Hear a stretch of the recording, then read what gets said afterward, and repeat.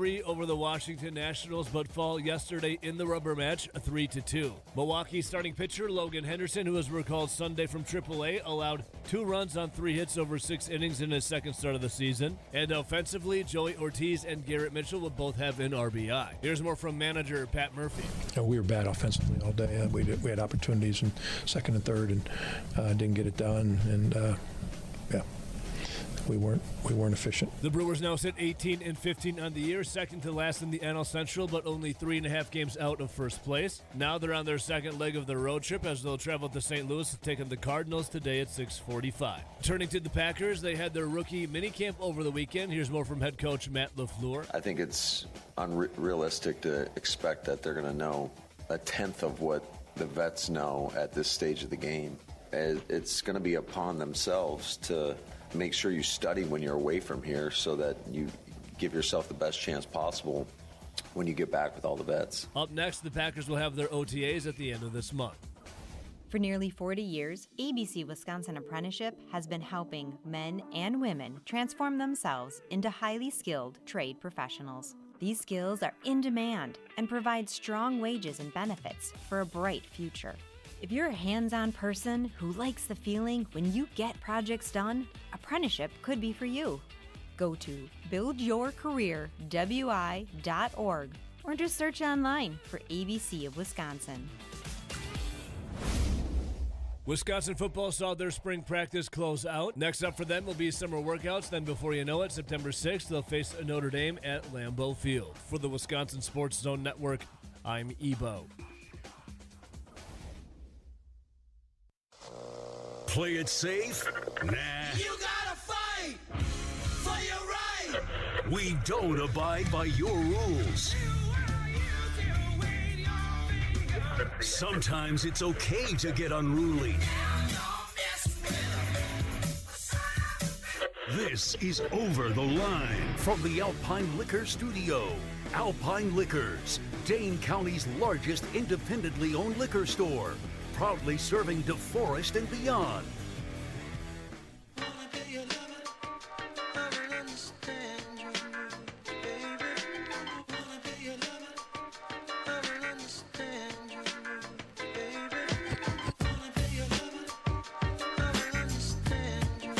Happy Monday.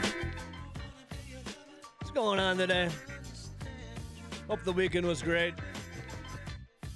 Gotta say, got the hands dirty. Got the boots dirty. A little manual labor this weekend, especially in the sunshine. That'll treat you nice. Go out there, soak in some vitamin D. The wind blow through your hair, the birds chirp. If you're in Madison like I am, you hear the occasional police siren. Neighbors walk by, got the dogs barking. Chasing away some rabbits. Squirrels digging up for nuts. Life is good, though. Was outside soaking it in. Great weekend. Housework, spring cleaning, food prep. When you're in this time in sports, a little Brewers baseball on the radio, you know. Theater of the mind. It's always nice. It's always nice. People walk by on the side, you wave hello. Most wave back. Others pretend like you don't exist. That's fine. Should see my one neighbor. Handmade political protest signs. They change weekly. And the messaging is always spot on. But yeah, yesterday I was thinking about the beautiful day. Little Brewers baseball on. Unfortunately, they lost. But they did win the series. Still above 500. Every team above 500. I was thinking about what was going on in Green Bay. The Packers rookie minicamp. Want to get to know him a little bit. Want to get to know him.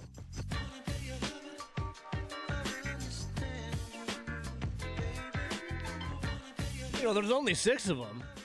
So I figured, let's get to know him a little bit. Because right now, I was talking to a guy at the gym, and he's saying, hey, what'd you think of the Packers picks? And I said, I don't know. I like them. What right now is there not to like? I even like the kicker Trey Smack. And he's like, yeah, I liked him too. And then I said, well, just give him a little time. Once the season begins and you see them getting snaps, then you'll probably end up not liking them, or at least plays here and there. And eventually, some could grow into a longevity for the Green Bay Packers. Someone's going to be there for a while, maybe a fan favorite. But what's the average career of an NFL player? Just shy under 3.5 years? So I'm thinking to myself, let's get to know them now while we like them, because in about 3.5 years, we might not even remember their names. Or they just could be an afterthought in the back of your brain. And with that, the rookie minicamp, we got to meet a lot of them.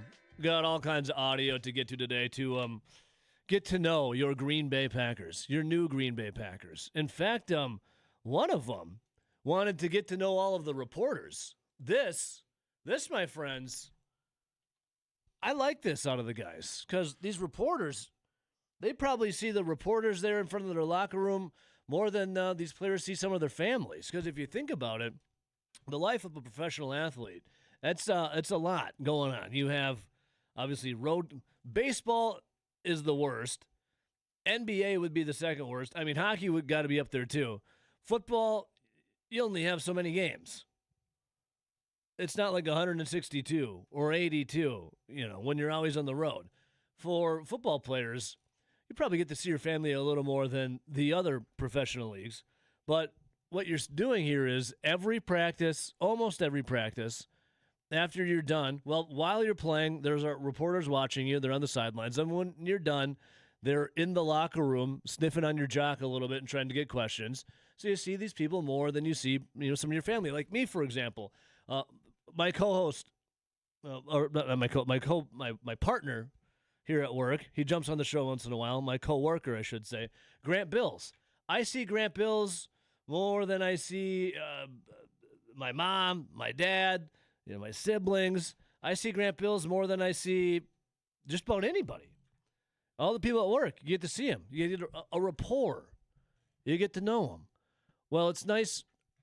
And when I'm at work, I legitimately really enjoy what I do. Now, there are some days where it's kind of there's not much in the news cycle, or you're maybe not feeling it a little bit. It's ebbs and flows of anyone's workplace. It's ebbs and flows. But I always like to put on, a happy face, and there's no reason to be a negative Nancy, be a bump on the log.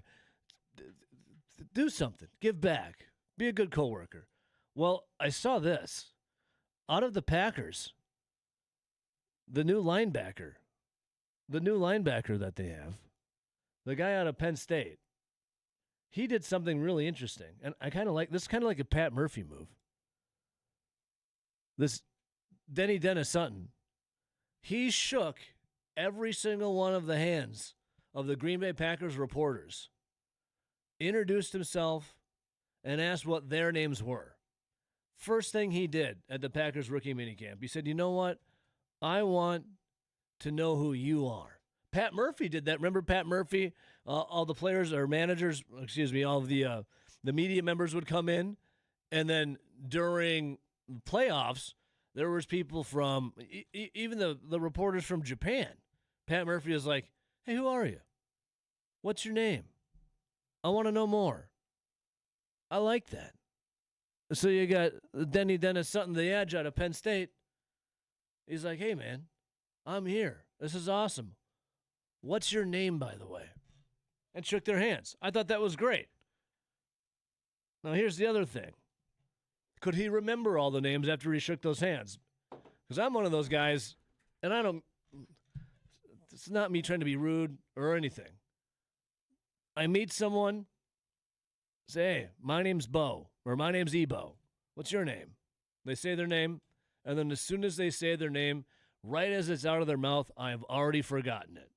And that's my bad. Now, this Dennis Sutton, the edge out of Penn State, I would love to have to do a quiz. Hey, let's go back around the room and can you name each one of them? So I know our guy Rob Reichel was in there. So Robbie was there. We'll ask Rob tomorrow at 8:28. Do you think that Dennis Sutton remembers your name? And I hope so. That was cool. We had Brandon Cisse, the cornerback. The Packers got second round. We got audio from him. We got Burton, the center and guard out of Kentucky. We got another quarterback on there. He wasn't drafted, but there's other people invited in. Talking, he's not going to take over Jordan Love, but you could take over Kyle McCord and Desmond Ridder potentially. We got all kinds of good ones. It's great.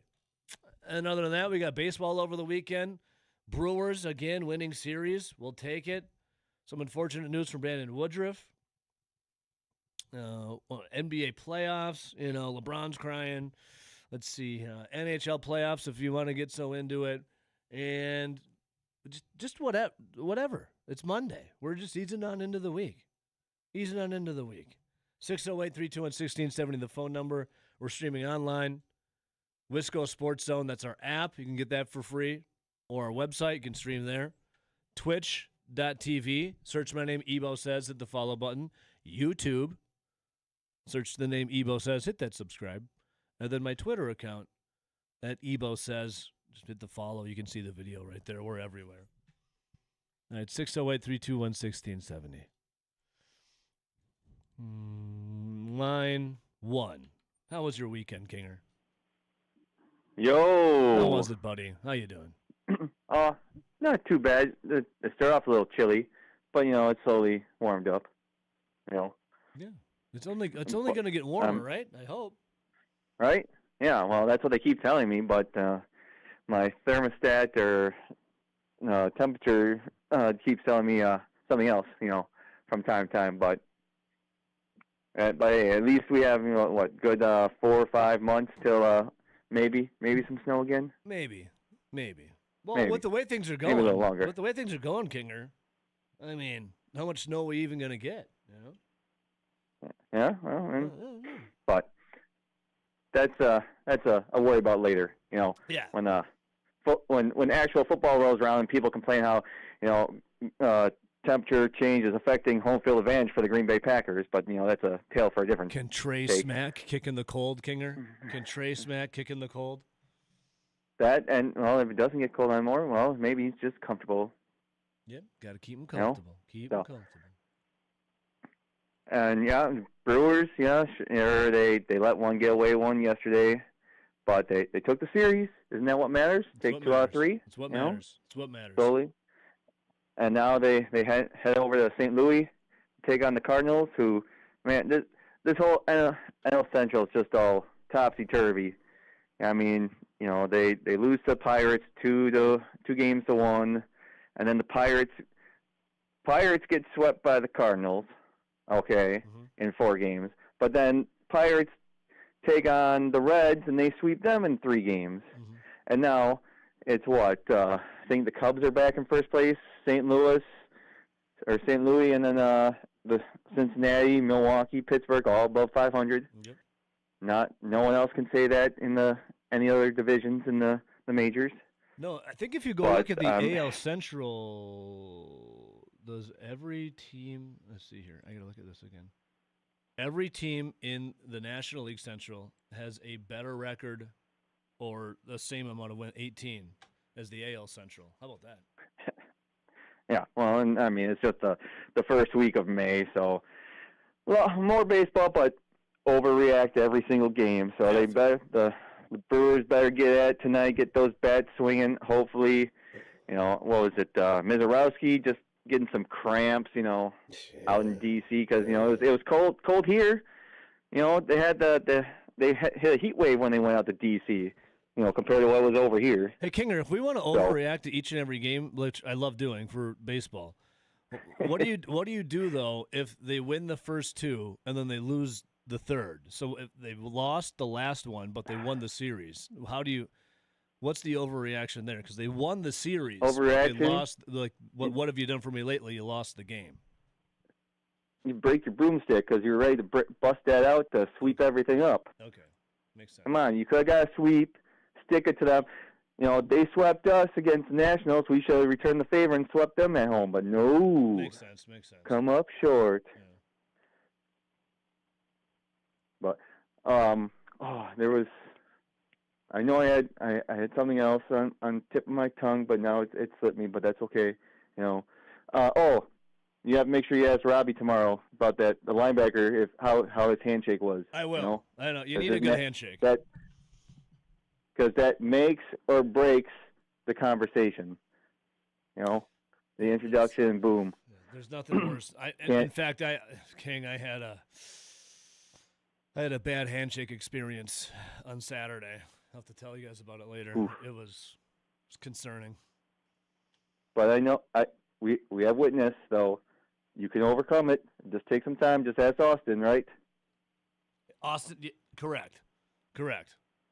And the great, the great King of the Hill episode where Hank Hill shakes George Bush's hand. I mean, that's a classic. Right? Yeah. But and I said, not much going on. I mean, NBA playoffs are finally getting to the second round. A little disappointed that Orlando. How set is it? Orlando only scored 19 points in the second half in Game 6, and then just dropped the ball. They really screwed that one up, man. I thought they were going to take it. Yeah, but, I mean, that's why they're the 8th seed. Yep. But then the other fun fact, the 2 hockey games yesterday, you had Montreal moving on. So for the first time in, I think, 6 years, no team from Florida will be in the Stanley Cup final. Wow. But they won that game by only attempting 9 shots. 9 shots. Well, the other game between Minnesota and Colorado won by scoring 9 goals. Damn, dude. That's sports, man. Wild stuff. Kinger? Yeah, right. Anything else, buddy? Just let's go Crew. Let's overreact and let's take May by storm. You love it. Kinger, see you on Twitch, bud. Yep. Adios, muchacho. See you, buddy. All right, 608-321-1670. Yeah, NBA playoffs. An interesting development emerging, or I guess had emerged. It could emerge again with the NBA, but it's involving the Milwaukee Bucks, Giannis Antetokounmpo, and a team that if it were to or could happen would be kind of hilarious. Line 2, though. Good morning. Hi, Bo. My name is Nathan. How are you? Good morning. Morning. Nathan, you sound like you're on a different side of the United States. Possibly, maybe a different hemisphere. Oh, your phone cut out a little bit. What'd you say? Oh no, Nate, your phone's cutting out. Are you in? Where are you? Oh, it's cutting out still. Nate. Wow. Nate and Shano, mining, calling from, I guess, parts unknown. Hadn't heard from him in a while, Nate. It's been a little bit. I did see, though, I do believe he was on the east, but a little more south of the United States. Man. It's been a while since I heard from you, bro. Wait a second. Are you back? Is that you? Hello. Hello. Good morning. Hello. Morning. Morning. Hey, buddy. Now you sound better. Did you get out of the black hole? I mean, never mind. Innuendos I'm just going to keep aside. Oh, I know where you're going with that. I caught that. What's up, man? How you been? Long time no talk. I'm good. You know, I have a new job where I work 4 p.m. to 4 a.m., so I'm usually kind of in bed already by the time your show starts. Yeah, so. You got to get that beauty sleep when you can. I mean, that takes forever. I mean, for me to have beauty sleep, it is. What's going on, man? Where are so, you at? I am in the home of Duke and UNC. Oh, really? Yeah. How is it? I mean, the temperature is about the same, but today it's supposed to be about 80, so we're going to the coast today. Nice. I do like the Carolinas. They're very nice. You can get beach if you want. You get a little mountain if you want. Just got to drive a little bit, No, we're just about a couple hours away from each, so yeah, it's great. It's absolutely wonderful.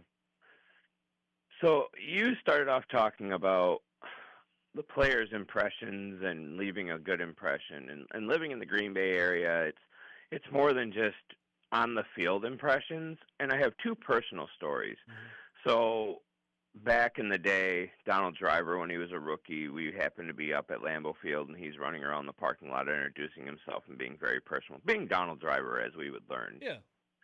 And look where he ended up. Then fast forward, and me and my wife were at Wingstop, and our car almost got hit. And go inside, and it's these two Packer rookies who have this attitude that they're Green Bay Packers, and it was, what was it, Waters and Trevor Davis. So, your personality kind of leads to the kind of player you're going to be. Yeah. What did they do? What happened? Well, so I had a gift certificate, and it was a brand new Wingstop, and I wanted on the radio. These two Packer players came in. The owners had no idea who they were, but they wanted to take a picture with me with the gift certificate and totally ignored the Packer guys and their attitudes. And then they looked at us like it was our fault. They almost hit our car, and it was like, whatever. Who were they? It was Trevor Davis. Oh, Trevor Davis? He's the guy that said bomb at the airport. Yeah, you and can't whatever say the hell bomb his at the name airport. was. He's a moron. Yeah, he said bomb at the airport through TSA. You can't be. I mean, the guy played in the NFL, and I had a better career than him. And I'm sure TSA treated you nicer, too, when you were flying. Yeah, because I'm nice. I mean, I try to be. Can't say bomb at the airport. Some people, you just can't fix stupid. I mean, you could tell he wasn't a Wisconsin grad because, our kids are at least smart. Yeah. I mean, they may not have been drafted this year, but they're smart. So one was Trevor. You said there's two of them. One was Trevor Davis, and one was Waters. I can't remember his first name. Oh, don't matter. Yeah. Can't say bomb at the airport. Well, yeah, you gotta, set a good impression there. Not a good impression then. Nate. Maybe if they had the gift card, they would have liked him there. It's a small town. Yeah. I mean, it's not Chicago or L.A. You're going to run into these people at the Piggly Wiggly. Shop the pig. I mean, if you have an attitude, people don't like you unless you become a proven winner, like Rogers. Yeah. Well, Nate, what else? Vacation going good? Yeah, it was a really nice flight.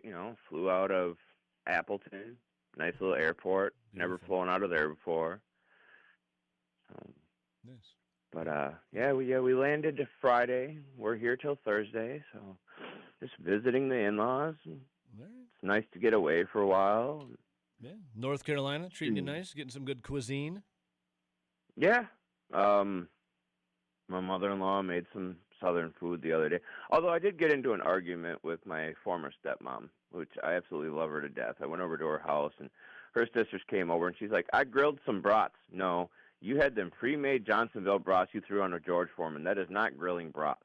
And she's like, they say brats on the package. I said, you did not grill brats. That's like me taking canned collard greens and putting them in the microwave.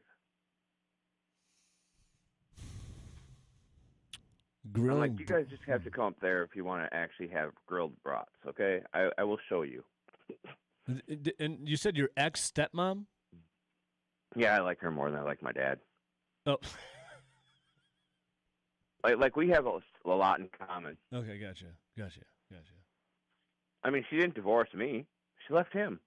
I have I'll leave you with this. Do you find this is weird? I have an ex-stepmom-in-law. Okay, are you following me? Ex-stepmom-in-law.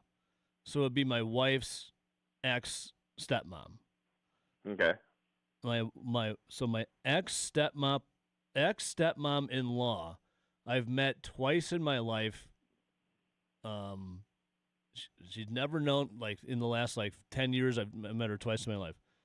She calls me her son, and says that she loves me constantly, like in like Facebook posts and messages. Like I never even talked to her.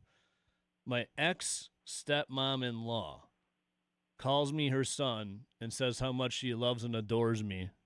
Is that bizarre? Is that strange? No, you're a real personable person, man. I've met her twice in my life. Yeah, but you're the kind of guy. Oh, Nate, your phone's cutting out again, Nate. Nate, we love you, buddy. Have a great vacation, okay, man? Nice hearing from you. See ya. There's you, man. I was just wondering if that was weird to anyone. I appreciate the extra love.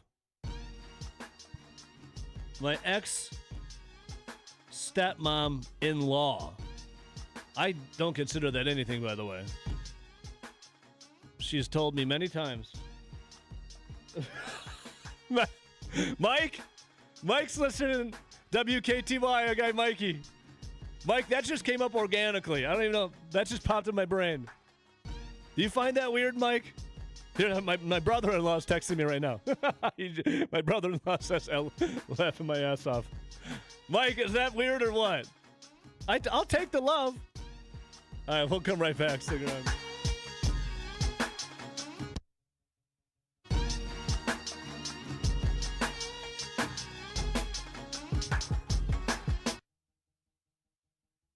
You can't be serious, man. You cannot be serious! This is Over the Line on the Wisconsin Sports Zone Radio Network.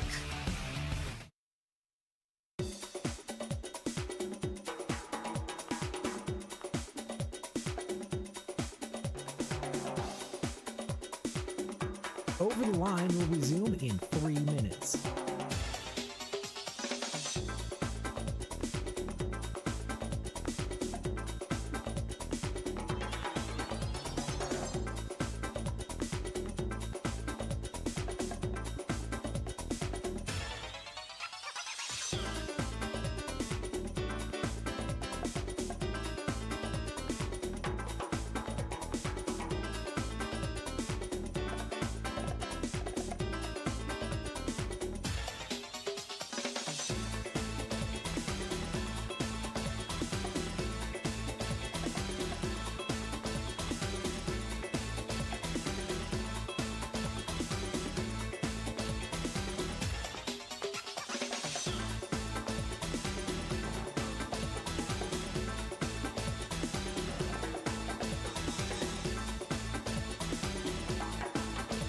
Over the Line will resume in 2 minutes.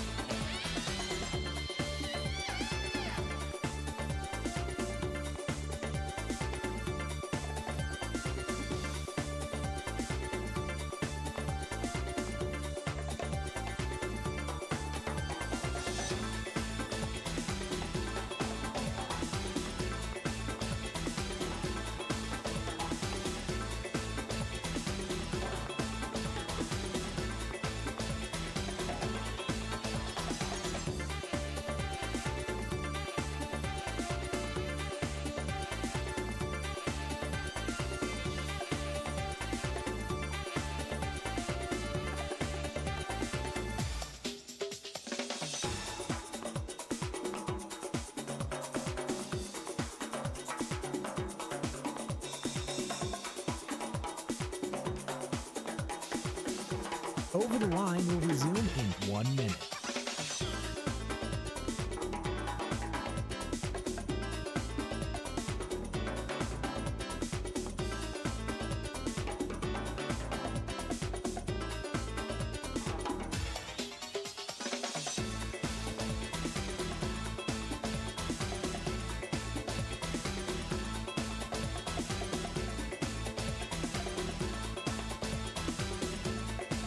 Over the Line will resume in 30 seconds.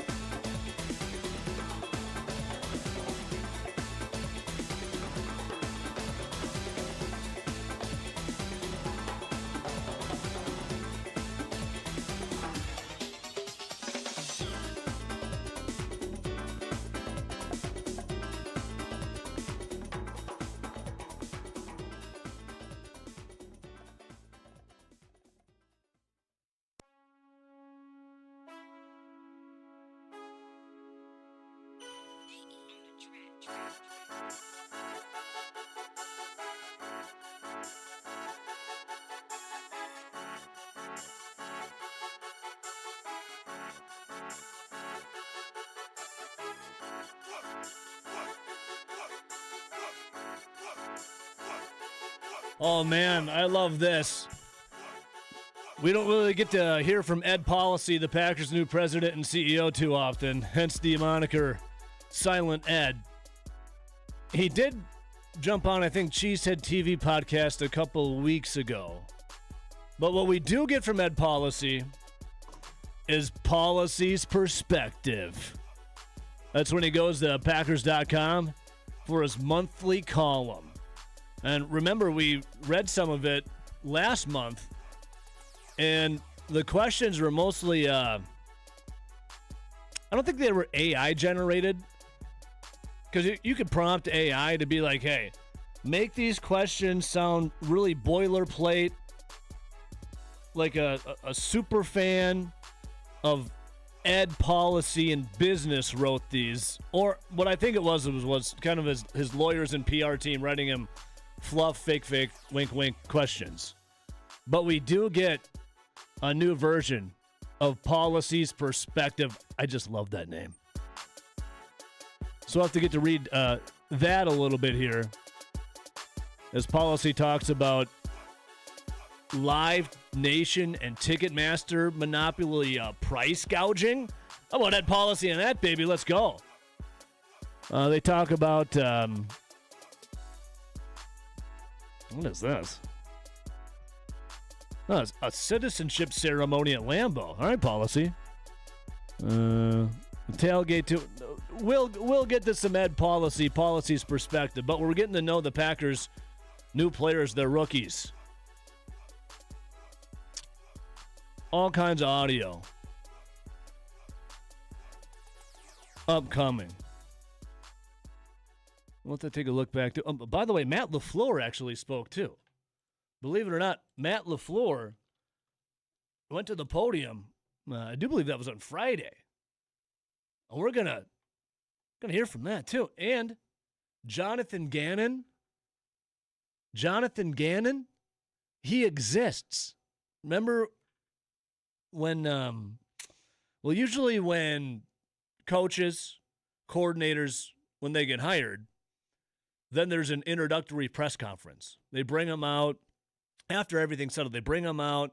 They get to talk to the media, introduce themselves, talk about how excited they are to be here at the place they're working, and this one, Green Bay. And, Cam McCord, the new special teams coordinator, and Jonathan Gannon, the new defensive coordinator, they both got, I just said it, new. They're new here in Green Bay. Matt LaFleur got his contract extension, right? And we never heard a peep from any of them. Brian Gutekunst got a new contract extension. It took a little bit, but then he spoke at the NFL's annual meetings. But nothing from LaFleur, nothing from Jonathan Gannon, nothing from Cam McCord. Well, Jonathan Gannon, he exists. There are and is pictures and some video of him there at rookie minicamp. He is there. And I think, I'm trying to find this, I think potentially he is going to speak to the reporters today. Yeah, Jonathan Gannon will finally address us, the media, you, the fan, today. Now, I don't have an exact timestamp, but today. Much like Sasquatch, mythical, but exists, Jonathan Gannon exists working for the Packers. 608-321-1670. Line 1, good morning. Who do we got? Morning, boys. Tim in Sparta. Good morning, Tim. Well, I was just going to do one thing, but now that you brought up Gannon, until I see the body, I don't believe he's real. Okay, what if I tell you right now, Tim, I'm staring at not only is it a picture I saw, but there is a video of him. It's about 6 seconds long, and he's kind of standing and kind of just shimmying back and forth a little bit. It could be a body double, could be him. If he's walking between goalposts and whatnot, I'm sorry, AI is very creative these days. He could be our first AI coach because, AI is going to save the world. Tim. So anyway, I got one for you here this morning, just a quick one, and then I got to go. Yeah. This one is an ode to Scotty. So there once was a caller named Scott. He brings his music trivia fast and hot. We love it, Scotty, when you keep it short and snappy. That leaves us complete and happy. So an ode to Scotty and his music trivia. Tim, that was eloquent. I hate to miss it. So you can play that for him the next time that he gets on. Tim, I think he's listening right now because he's waiting in the weeds. But I think he heard it. If not, I will play it for him. All right. Well, you have a great day on this beautiful, beautiful day, and remember, Sasquatch is out there, right? Yeah. Go Pack, go, and the Bears still suck. Much love, Tim. See you, man. Well done. See you, Tim. Now that was right there, eloquent from Tim. Short and sweet. That's for our guy, Scotty boy. And Scott, once you hear RJ's voice, you'll be good to go. Don't you worry, Scotty, okay? I assume RJ will be in before you know it. You just got to let the man, just got to let him get ready for the day. All right, 608-321-1670. Coming right back. Stick around.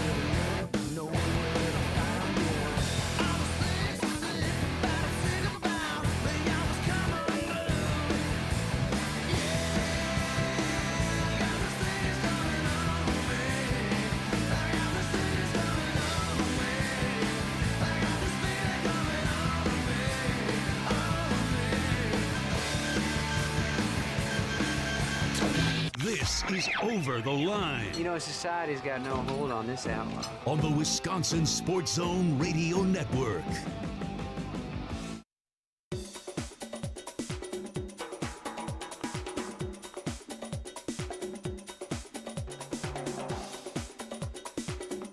Over the Line will resume in 5 minutes.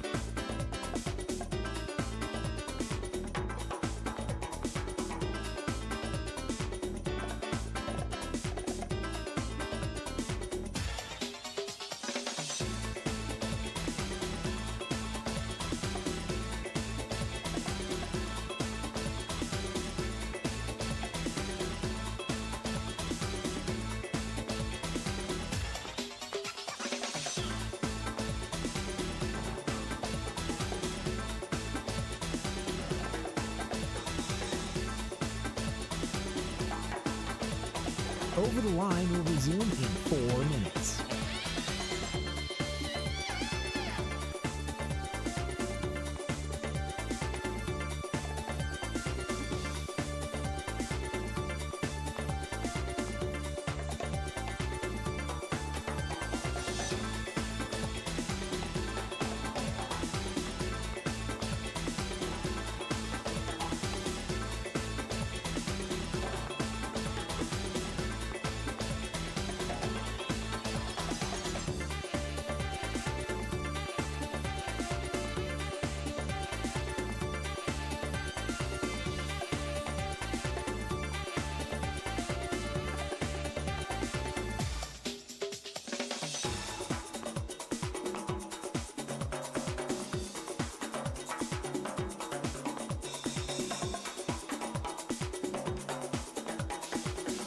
Over the Line will resume in 3 minutes.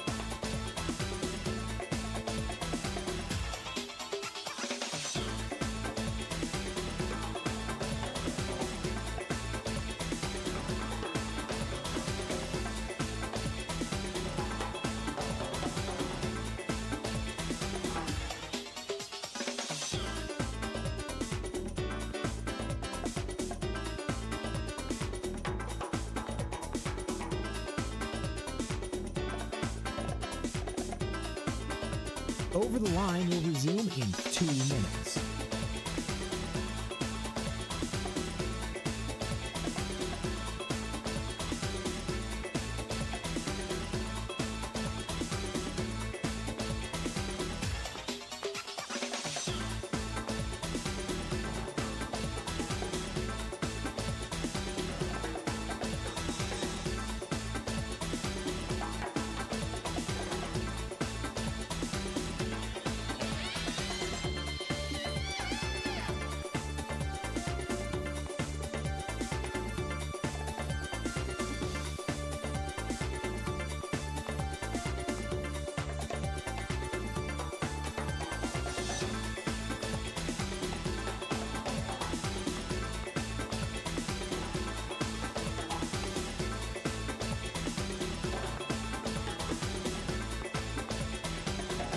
Over the Line will resume in 1 minute.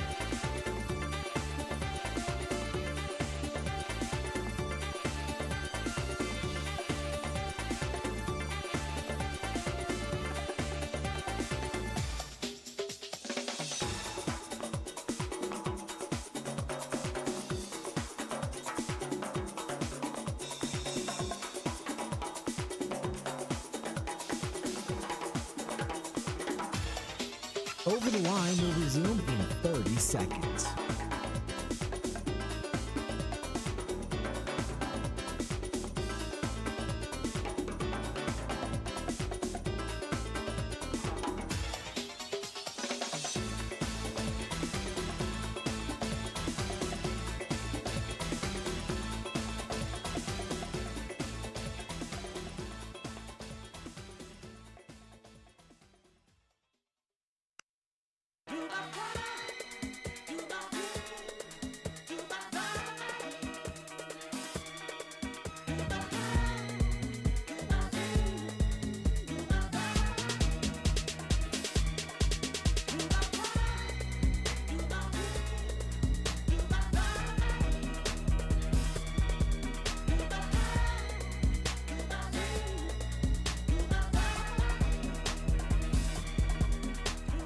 All right, welcome back in. Happy Monday. Hope the weekend was great. RJ, good morning. Morning. I know you had a good RJ in the money. Won some jelly beans, right? Yeah, won some jelly beans on the Derby. It was great. Thank you, horses. The rest of the races, not so much, but hey, made up for it on the Derby. Do you remember the horses' names that won? And that doesn't matter because we thank them. It was 19, 1, and 22. Golden Tempo. Golden Tempo and Elmer's. Yeah. Golden Tempo, I believe, is the one who won. I think that was the 19 horse. All I know is got me some money. How come? There's always those tall tales when you're a kid, like going through elementary, middle school. Mm-hmm. One of them was like Marilyn Monroe got one of his lower ribs removed so he could do something to himself. Marilyn Monroe. One with like if you swallowed gum, it'd stay in your stomach for like 10 years. 10 years. Yeah. I'm trying to think of other ones. If you cracking your knuckles, like it'll be bad. You'll get whatever it is. I think of some other ones. If you make a face, you're making a weird face. It's gonna stay like that. Don't sit too close to the TV. You'll go cross-eyed. Yeah, and then Elmer's glue made from horses. Yep. I just I just Googled it. I figured, but I just wanted to make sure. Elmer's glue is not and has never been made from horses. Nuh-uh. No. 100% maybe a different glue before Elmer's. Yeah. Maybe that's what it was. There's Lloyd's glue. And my other question is, who in the hell figured that out? Hey, look what we can do. We can melt down some horses. Hey, you see this horse right here? I got an idea. Stick with me. I want to cut out different colorful pieces of paper and stick them together. And I'm going to use that. I'm going to use that horse. What do you mean, how? Watch this. Make sure he loses a race first, though.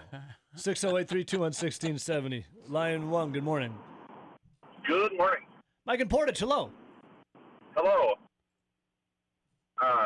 Good morning. I don't know if you know this, but dog food is made out of the bones of cows. That is true, though. Dog food is made out of the bones of cows? Everything that you don't eat on the cow goes. Yeah, the bovine is my favorite animal. It's the greatest, most magical. You can do anything with a bovine, with a cow. Absolutely. At a bovine over the weekend, a couple steaks on the grill. Ooh, there you go. Your strips. My personal favorite animal. Heck yeah. Delicious. So, well, I was out here on I-90 this morning looking for Eric in the I'm up by the New Lisbon area. Hang on a second. Let me see if you can hear me. Eric! Can you hear me? Look out for that deer in the road. Good looking out. Hopefully he hears me. We heard you. We heard you. Okay. I'm just hoping Eric hears me. I'd like to pass him on the road and wave hello, but. Yeah, sometimes Eric's driving backwards on I-90 to give other people a chance. Just FYI. Yeah. There's a strong situational awareness of the vehicle behind you. You're driving in reverse, so you can see who's maybe flying up behind you. That's why he does that. Yeah. Nobody doesn't want anybody rear-ended him.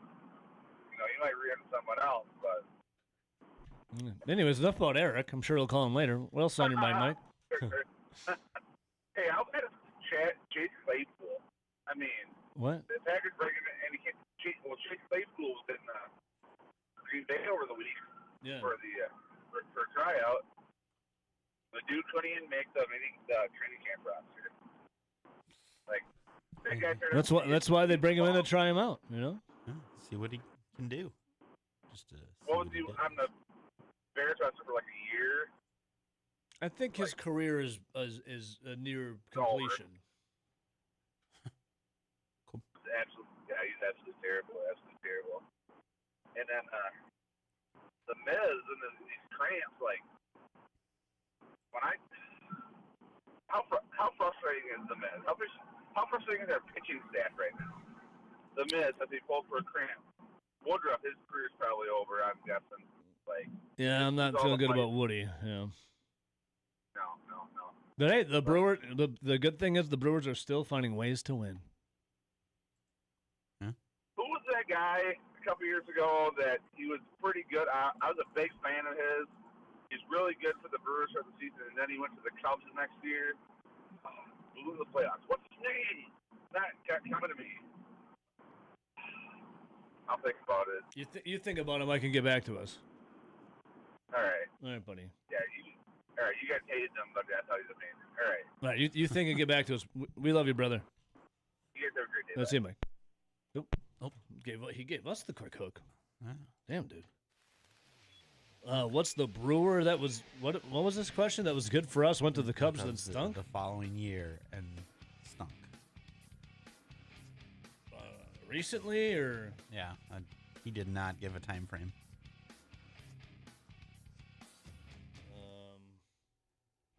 Could have been a year ago, 5 years ago. Craig Counsell, he went to the Brewers and was winning NL Centrals, and then he went to the Cubs, and all of a sudden he stank. Then he went to his dream job. Yeah. Colin Ray? Was it a pitcher recently?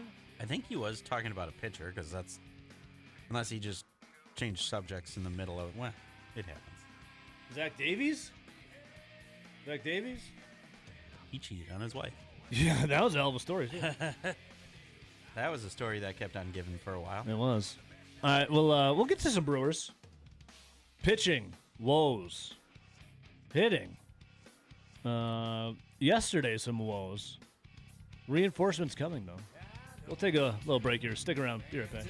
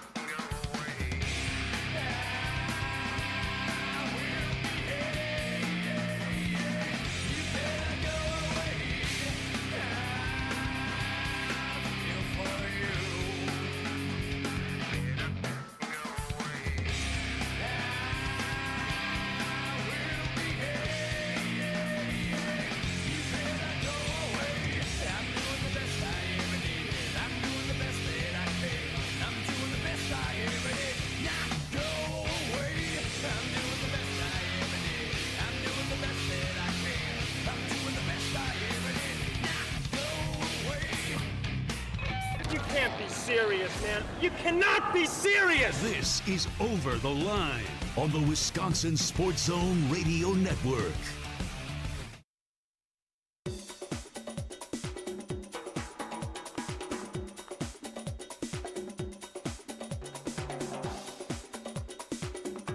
Over the Line will resume in 3 minutes.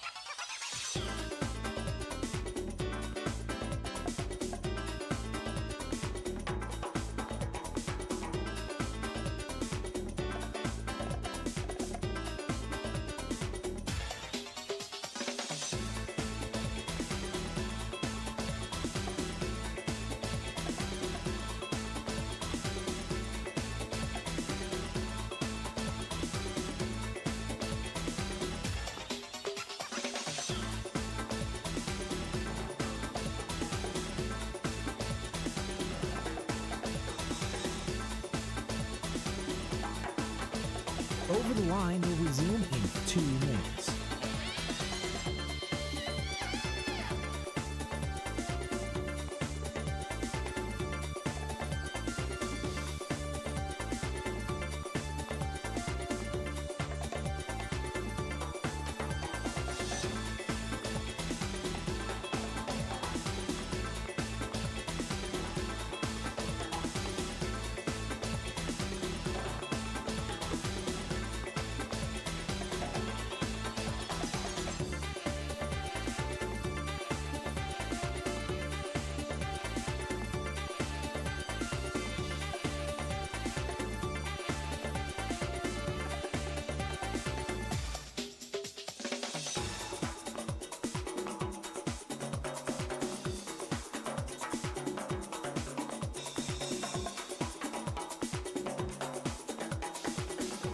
Over the Line will resume in 1 minute.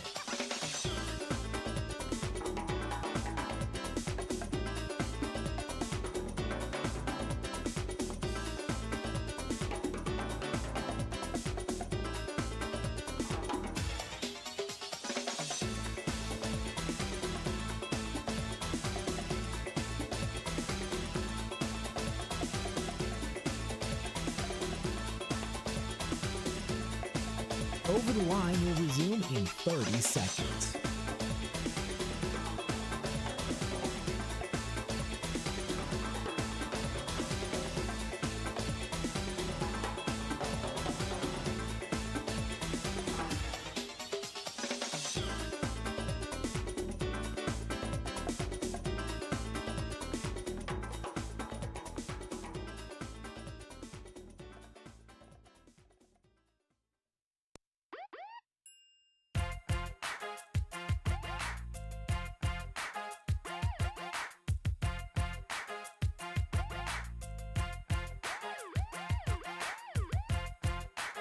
All right, Mike and Portage, after figuring it out, the person you were looking for was Colin Ray.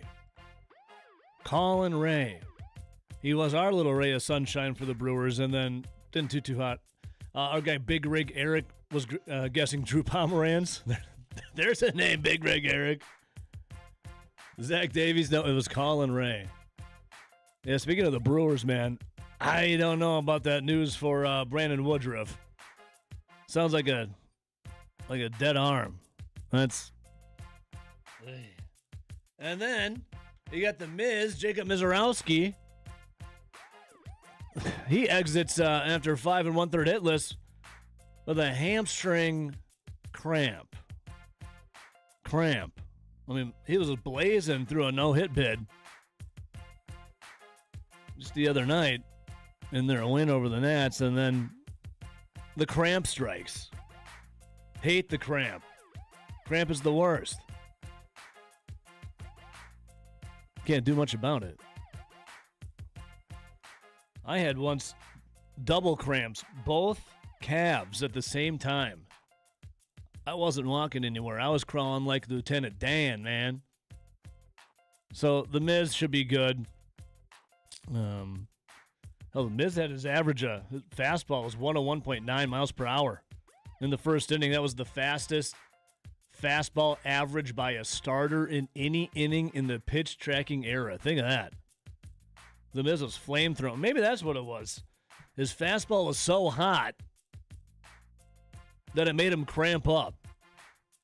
You can only say stay hydrated long in heat like that, dude. You're sitting there whizzing average 101.9 miles per hour. Yeah, you might cramp up a little bit. See, here you go. The most 100-plus mile per hour pitches in a game in the pitch tracking era, which started in 2008. Hunter Green takes the case, 47, and he did that by September 17th, 2022. Hunter Green again in 2023 with 44. And then it's Jacob Mizorowski at 43, which happened 3 days ago. Jacob Mizorowski again on 4/25/26. This is the most 100-mile-per-hour plus pitches in a game. So it goes Hunter Green at 47, Hunter Green at 44, the Miz at 43, the Miz again at 39, and then the final three are Hunter Green, Hunter Green, Hunter Green. So there you go, RJ. The most 100-plus mile-per-hour pitches in a game. Is that good? Since it began in 2008. Hunter Green owned them all, except now the Miz is in there twice. Hell yeah. That's some rocket fire right there. But then the cramp got him. Still won, though. Then the cramp got him. And the cramps are the worst, dude. Oh, they're horrible. They're terrible. They'll put you down for a bit. Sure What do you got? Eat your bananas, right? Oh, yeah. Eat your bananas. Bananas and stay hydrated. Yep. Say your prayers and eat your vitamins, too. Mm-hmm. Yeah, bananas and stay hydrated. That's what you got to do. All right, 608-321-16. And say your prayers. Say a lot of prayers. Eat your vitamins. You end up saying a lot of prayers when you're cramping. At least in my case. Yeah, you're not wrong. Like, please stop. Please make it out. Please stop it. All right, 608-321-1670. We'll hear from some of the Packers rookies. Get to know them. Get to know the new cats. Be right back. Stick around.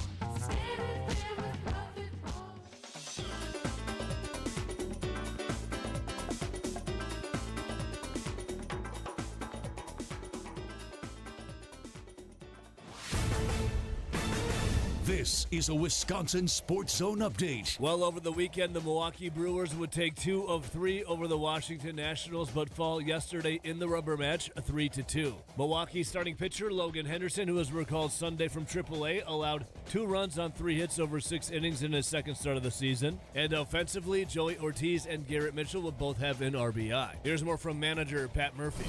We were bad offensively all day. We had opportunities in second and third and didn't get it done. And we weren't efficient. The Brewers now sit 18-15 on the year, second to last in the NL Central, but only 3.5 games out of first place. Now they're on their second leg of their road trip as they'll travel to St. Louis to take on the Cardinals today at 6:45. Turning to the Packers, they had their rookie minicamp over the weekend. Here's more from head coach Matt LaFleur. I think it's unrealistic to expect that they're going to know a tenth of what the vets know at this stage of the game. It's going to be upon themselves to make sure you study when you're away from here so that you give yourself the best chance possible when you get back with all the vets. Up next, the Packers will have their OTAs at the end of this month.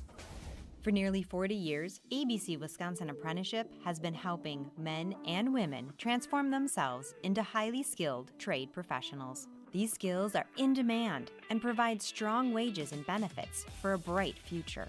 If you're a hands-on person who likes the feeling when you get projects done, apprenticeship could be for you. Go to buildyourcareerwi.org or just search online for ABC of Wisconsin.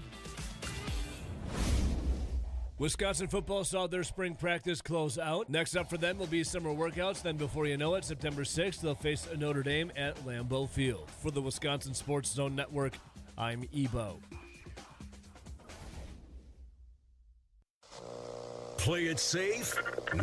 You gotta fight for your right. We don't abide by your rules. Sometimes it's okay to get unruly. This is Over the Line from the Alpine Liquor Studio. Alpine Liquors, Dane County's largest independently owned liquor store. Proudly serving DeForest and beyond.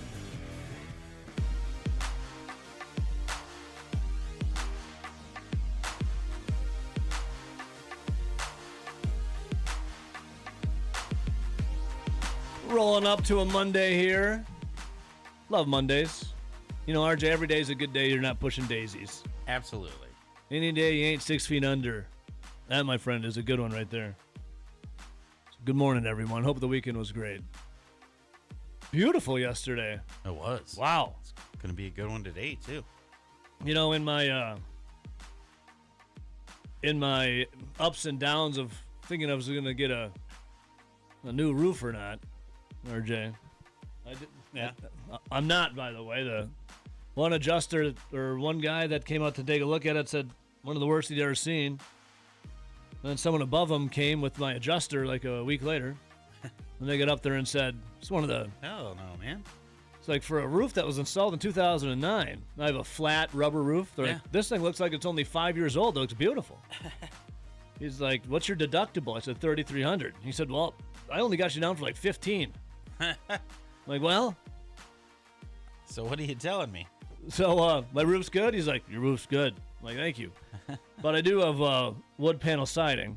That did take a little bit of damage. You know what I did yesterday in the beautiful weather? Yeah. I took my took a little scraper, scraped off that chip and paint, take a little sander, you sand it in to make the edges smooth. Thankfully had the paint still laying around. Painting outside of the house, RJ, it was cathartic. It was nice. Yeah, I bet. It was nice. It was good. Doing manual labor always tends to help. It does. Clear the mind. Manual labor outside, sun on you, and a little breeze blowing, the birds chirping. It's nice. It's really good. And RJ, your weekend was, what'd you do? Get a little libations in you? Yeah. Pretty much it was the plan Saturday was to go watch races with some buddies and lose some money. Ended up winning some money though, so perfect day.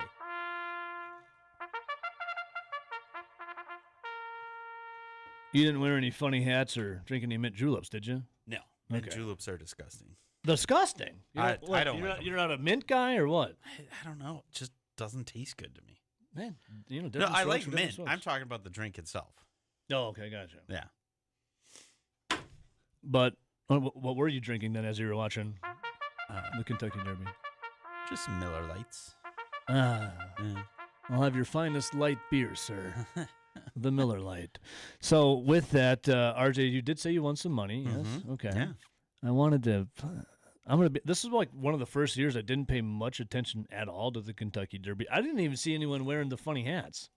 I guess I was more at home doing I was gonna projects. say, if you were outdoors doing projects, it's not like you were glued to the TV or Saturday somewhere where somebody would be wearing a funny hat. Saturday I was doing projects too. I had to run and get my oil changed, so I had to run back and forth from the east side back to the north side, to get my oil changed. And that was the only time I was like out of the house. I never really saw anyone in funny hats. Yeah. Now that I think about it, I did drive by Pooley's, but again, I there you didn't go in. Yeah. I didn't see anyone. So let's see. I think Mike Clemens had sent me something here. The trainer, Sherry DeVaux. I think it's Devaux. DeVaux. DeVaux. I think it's DeVaux. DeVaux. And the sound wasn't on, so I didn't get to... Trainer Cherry DeVaux talks after Golden Tempo wins the 152nd Kentucky Derby. You said you won money on Golden Tempo? I did. Attaboy. Yeah, I had Golden Tempo to win, place, or show. Yeah, I think so. Then I got money for win, place, and show. I think could be the first woman. Yep, woman trainer to win the Kentucky Derby. Good for her. Yeah.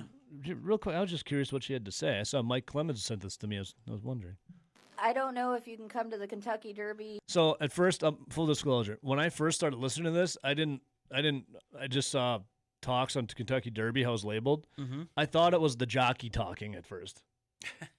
Due to the voice? I thought it was the jockey talking. And the jockeys, let's see, Golden Tempo jockey. Let's see here.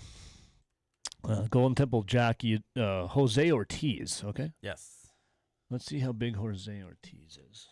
Any bets? Any bets? Like 121 pounds. Okay, and height? 5'2".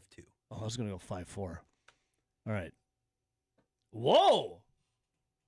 Jose Ortiz, the elite jockey known for his victories in Kentucky Derby and Belmont Stakes, stands at 5'7". Oh, he's a giant. But he usually rides at a weight of approximately 112 to 122 pounds. Holy cow! String bean in the jockey world. I mean, in the jockey world, 5'7", you are a giant amongst men. That's where I was when I had was wrestling. 5'7" in the jockey world. Yeah. Oh man, he's like Andre the Giant. That's like Hornswoggle taking on Andre the Giant. Yeah. But at 112 to 122 pounds. Got it. I wonder if there's a weight, like a limit of how the least amount you can weigh to be a jockey. I wonder if there's I don't think so, but there is like a maximum. Yeah. Anyways, this is not the jockey talking. This is Sherry DeVaux, the first female trainer to win the Kentucky Derby. I don't know if you can come to the Kentucky. Sherry? Sherry? I don't know if you can come to the Kentucky Derby with any contender and think it's pressure-free. I have to say an immense amount of gratitude to my husband who's stuck behind me. And he just told me, just give it 3 years. Let's just give it 3 years and see if it works out. And I could always go and do something else. I started my career here 22 years ago as a bright-eyed, bushy-tailed exercise rider. And I would not believe that I would be sitting up here today. Never in my life did I think I would. I would love to know her story. Like her husband's like, try this for 3 years, and if it doesn't work out, then off you go. Originally from Saratoga Springs, New York, DeVaux was a thoroughbred trainer based in Kentucky. Blah blah blah blah blah. Let's see here.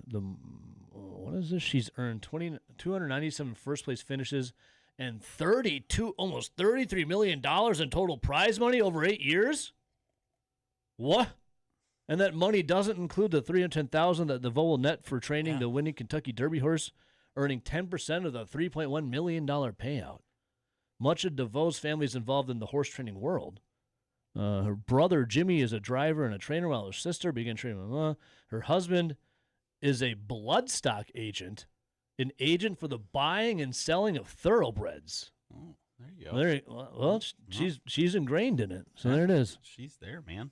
Yeah, I think her husband, I'm going to go on a limb and say if you're a bloodstock agent, i.e., an agent for the buying and selling of thoroughbreds, I feel like you're probably rolling in some dough.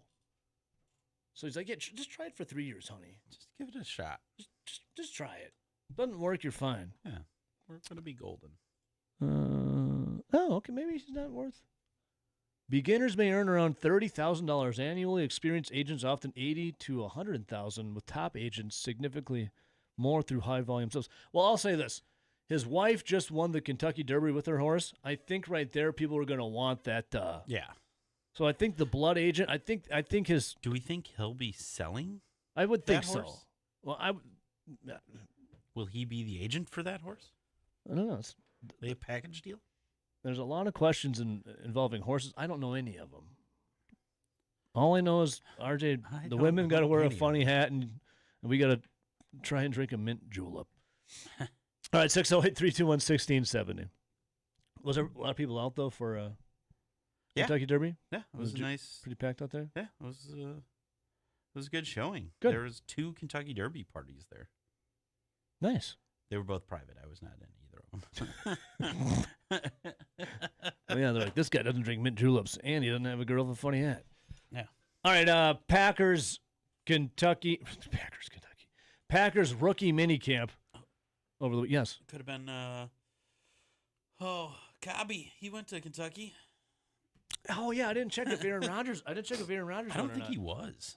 Because we were wondering if this was going to be the moment that Aaron Rodgers unveils his wife. But she is not a part of it or liking the public eye. I don't know if Rodgers was or not. Yeah, they didn't make a big deal about it, so they weren't no footage of him that I recall. Here, this is from ESPN. Bill Belichick and Sue Bird, top celebs at the 2026 Kentucky Derby. Not a lot of people going then, huh? I was going to say, if Sue Bird is Bill Belichick and his bizarre 24-year-old girlfriend, fiancée, whatever she is, Sue Bird. Yeah. Didn't she just make some news? Yeah, she's getting divorced from Megan Rapinoe. Yeah, I'm sure the one person that was fans of them cared about that. Yikes. That'd be an insufferable relationship. Oh, Von Miller. Let's see here. Melissa Joan Hart. What was that? Clarissa Explains It All, or Sabrina. Yeah, Sabrina the Teenage. Joachim Noah. Okay, yeah, Jackson. Yeah, we're running out of. There, yeah. Oh, Simone Biles and her husband, former Packer. Livy Dunn. Okay. Carmelo Anthony, D'Angelo Russell. That was about it. That's Kentucky Derby slacking a little bit. Saw NPH was there. Oh yeah. Yeah. Maybe Rodgers was there. If he was, they really didn't mention him at all. No. So, couple backup players. 608-321-1670. Anyways. I'm glad RJ won some money off of it. That's all I really care about. There was the Packers rookie minicamp, which we care more so about, I guess, over the weekend than the Kentucky Derby. And Brandon Cisse, Dennis Sutton, we got Burton, we got a quarterback in fighting for the job between Desmond Ridder, Kyle McCord, got that. Matt LaFleur actually spoke to the media, and believe it or not, today he does exist. Jonathan Gannon allegedly speaking to the media sometime. Allegedly? I'm sure it's after. I'm sure it'll be at like 11 o'clock. But allegedly, Jonathan Gannon, who the only thing I've ever seen of him was when he was first hired. I think Matt LaFleur got him in touch with his barber. If I remember correctly, there was like an Instagram photo of him getting with the Packers barber. And then that was it. No presser, no nothing. And then over the weekend, a couple videos and some pictures leaked of him at Packers rookie minicamp. He does exist.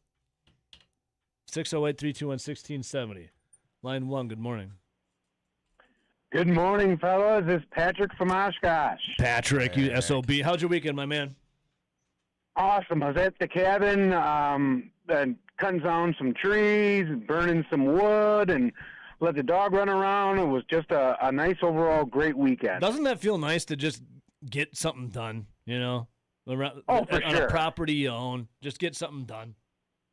Yeah, you know, and you sit back and you sit on the porch and have a nice cool beverage, and it's just the feeling of accomplishing something, knowing full well there's other things that can be done, but still, it's playing chess, not checkers. Exactly. So, exactly. Just feels good. I think this whole Kentucky Derby thing, I'm 50 years old, and I've never gotten the concept of the Kentucky Derby. It's not a sport. And I mean, I think the only reason why men go to bars with their wives wearing this disgusting hat, it just gives them a free pass to go to the bars whenever they want, because then they finally can include their wife or girlfriend to watch something that before you notice, you know, the race is already over, and you never even watched 1 second of it. Patrick, I don't even notice the race is on. It's over. It's been over for like 20 minutes. I'm like, oh, when does it start? They're like, it's been over for a while, dumbass. Patrick, you're 100. Yeah. You're so spot on, though. It's an excuse that you can go to the bar guilt-free because your wife, it's kind of like a free pass. Like, we can go to the bar. It's like it's a free pass. That's the reason why. You are totally correct. You're investing in your future, because then she can't, you know, whine and piss and moan about you going to the bar and be like, honey, remember, you know, in May, we went to the bar and you got, you know, a little half in the bag, and I was there for you and let you dress up. Patrick, I had a test. I was tested on Friday. Patrick, I had the honey-do list. I had a couple things to do. Oh, boy. There was a little hail damage on the side of my siding. I had to chip the paint off, sand it, and repaint it. So I had that to do. I had to spray weed killer on the grass. I had to do, you know, a couple other things like that were outside. And Friday, one of my buddies approached me when my wife was with me. He goes, "Hey man, I got tickets to a concert Saturday night if you want to go with." And so as we're driving home from the gym, she was talking about the weekend, and she goes, "Well, what do you think about?" His name was Austin. Austin inviting you to go to the concert. She's like, "I don't care if you have guy time," like, but it was the tone of voice. And after she just got talking about the honey-do list, she goes, "I don't care if you go have guy time."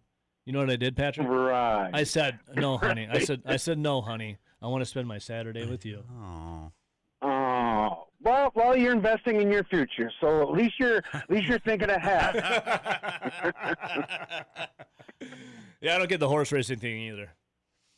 No, and RJ, you're right. And I was a bartender for 30 years, and mint juleps are terrible. Oh, they're horrible. And they're a pain in the ass to make too, by the way. Hey, what was your worst drink to make? A Bloody Mary when it was busy at like 7:00 at night? Actually, it was a tequila daiquiri with ice cream. It was just disgusting. I don't get it. And then some other person came in that was like around 10:00 at night. One time, they wanted a gin Bloody Mary. I'm like, "Did you guys lose a bet?" I mean, who drinks that kind of crap? So, one bartender once put bitters in my Bloody Mary. I'm like, "What are you doing?" Yeah, so it's just, I don't need to have a chicken leg in my frickin' drink. Just give me the drink. Yeah, just give me. If it's good, you don't need to church it up. Exactly. Yeah. No, not at all. And if you order an ice cream drink, and if you're with another couple, you better all have the same ice cream drink, because I'm not going to sit there and wait for a half hour to make 4 different ice cream drinks. Patrick, you're the man. Have a good day, guys. You too, brother. See you, Patrick. That's funny. I'm not going to wait half an hour. Yeah, it's Bloody Mary. Someone just started dumping bitters in the Bloody Mary. I'm like, whoa. What are we doing here? What are you doing? Like, oh, this is my little secret, my little touch. I'm like, that's not what I wanted. No, please. Did I ask for bitters? Don't ever bring up your secret again. I don't want to know your secrets. You just leave that alone. You know what? I'm done. I'm leaving. Line 2, good morning. Good morning, guys. Happy Monday. How are you? Scott, I am on cloud 9. Fantastic. I was just thinking it while I was on hold is I owe you a big thank you, Ebo and RJ and everybody. What for? You guys make my life so much fun doing this show. It's a lot of fun for me. Scott, the feeling is mutual. Mutual. And the thing is I mean with COVID and stuff, and think of all the guest hosts we've gotten to for Ebomi. I mean, let's see, it was Austin. Let's see. Let's see if you can run this down. Joe. Yep, Joe. Yep, that was pre. Yep, that was cool. Yep, Joe. Well, you've had Grant on. You've had who's the guy that's on after you? Bill Michaels. Bill Michaels. Mm-hmm. You've had him on there. Kate. Don't forget Kate. Yeah, I like Kate. She's funny. Don't forget Zach Heilprin. Yep. Well, all I know is Scott. You're missing one really big. Well, big but shorter in stature. You're missing one. Ben. Well, there was Ben, yes, but there's another one. There's another one. He was pretty angry a lot. Yeah, more recent. Oh, he's the one that didn't like anybody. Yep. Come on, Scott. You can do this one. Tell me. He had a couple different names. We had a nickname for him. Started with an R.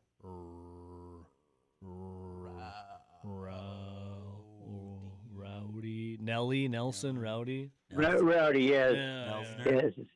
Yes. By the way, I got some news. Can't believe you forgot By about the Rowdy. way, I got some news. I should get my bike the first part of this week back. Oh, nice. Nice, good. That's that's a shorter amount of time than you thought. Yeah. Well, I took it to Atkins and Verona. They're very good. Yeah. Good. And I thought about an e-bike, but I don't know. What do you think of e-bikes, Evo? Well, I mean, if you don't want to put forth a lot of effort into exercising, yeah. If you want to get around quickly and not be winded, sure. Well, the other thing is, you better ride an awful lot to justify spending $2,000 on a bike. Yeah, that's true. The other thing is I've got a decent track bike, and mine's in pretty good shape, and it's only going to cost me $300 to get it up to brand new. So that isn't that bad. Yeah. The only bike that I couldn't destroy was a Huffy. Indestructible, Scott. Yeah. Scotty, those are the tough hit ones. us with that trivia, baby. Who did you might think? Who did what? Oh, my speaker. The Cars. My Yep. headphones went Take out. me home tonight. Eddie Money. Yep. Even it up. Hard? Yes. Yeah. Yep. Jacob's Ladder. I just know it's a movie. Rush. Nope. Don't remember. Huey Lewis. Oh, yeah. Not a big Huey. Fire and Rain. Not a big Huey Lewis guy, James Taylor. Yep. Now, the original Get It On, Bang Your Gong. The original. T-Rex. Yep. Minute by Minute. Doobie Brothers. Turn Me Loose. Loverboy. Yep. Baker Street. Rafferty. Yep. Just You and Me. And RJ. Chicago. Yep. Love you guys. Happy Monday. I mean, I said it. I love everybody. It's a lot of fun. Love you too, Scott. We love you and too, Scotty. I know I can speak for all of the listeners, everyone out there that hears you every day. We love you even more. By the way, any more entries? I had one this morning, but I'll wait to play it for you tomorrow. Okay. Okay. Bye-bye. Cool. Bye-bye. Bye. Yeah. La, la, la, Man, I gotta say, it's kind of pained me to hear what Scott said there, or what he didn't say. He even remembered Ben Kenny. Benny. And Ken Benny was barely around for this. He didn't remember Rowdy. He didn't remember Nelly. Our guy Nelson. I'm going to have to let him know. Nelsner. That kind of hurt me, Scott. Just think what it's going to do to Nelly. Tough scene. Tough. All right, phone calls. Hang on. We'll take a break here. Stick around.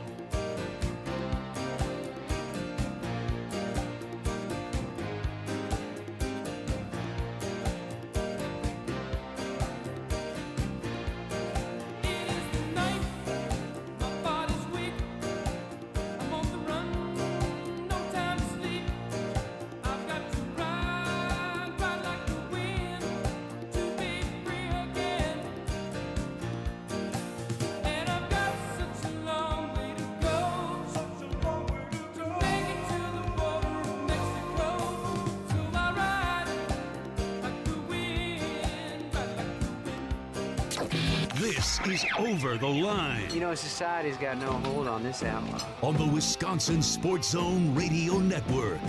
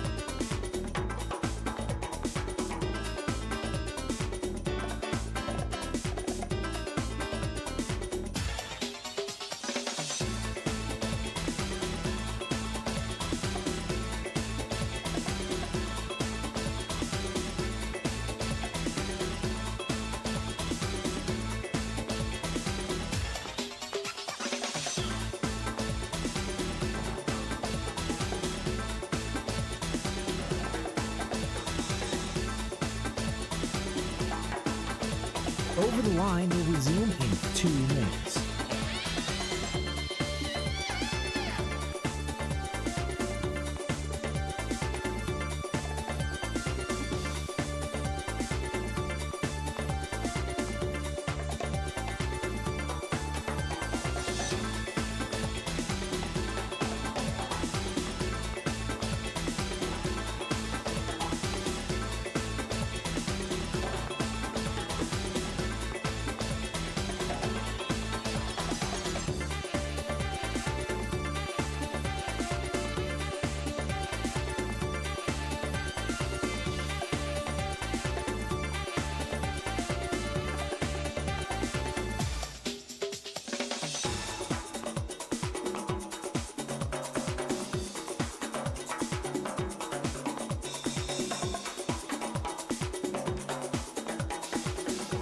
Over the Line will resume in 1 minute.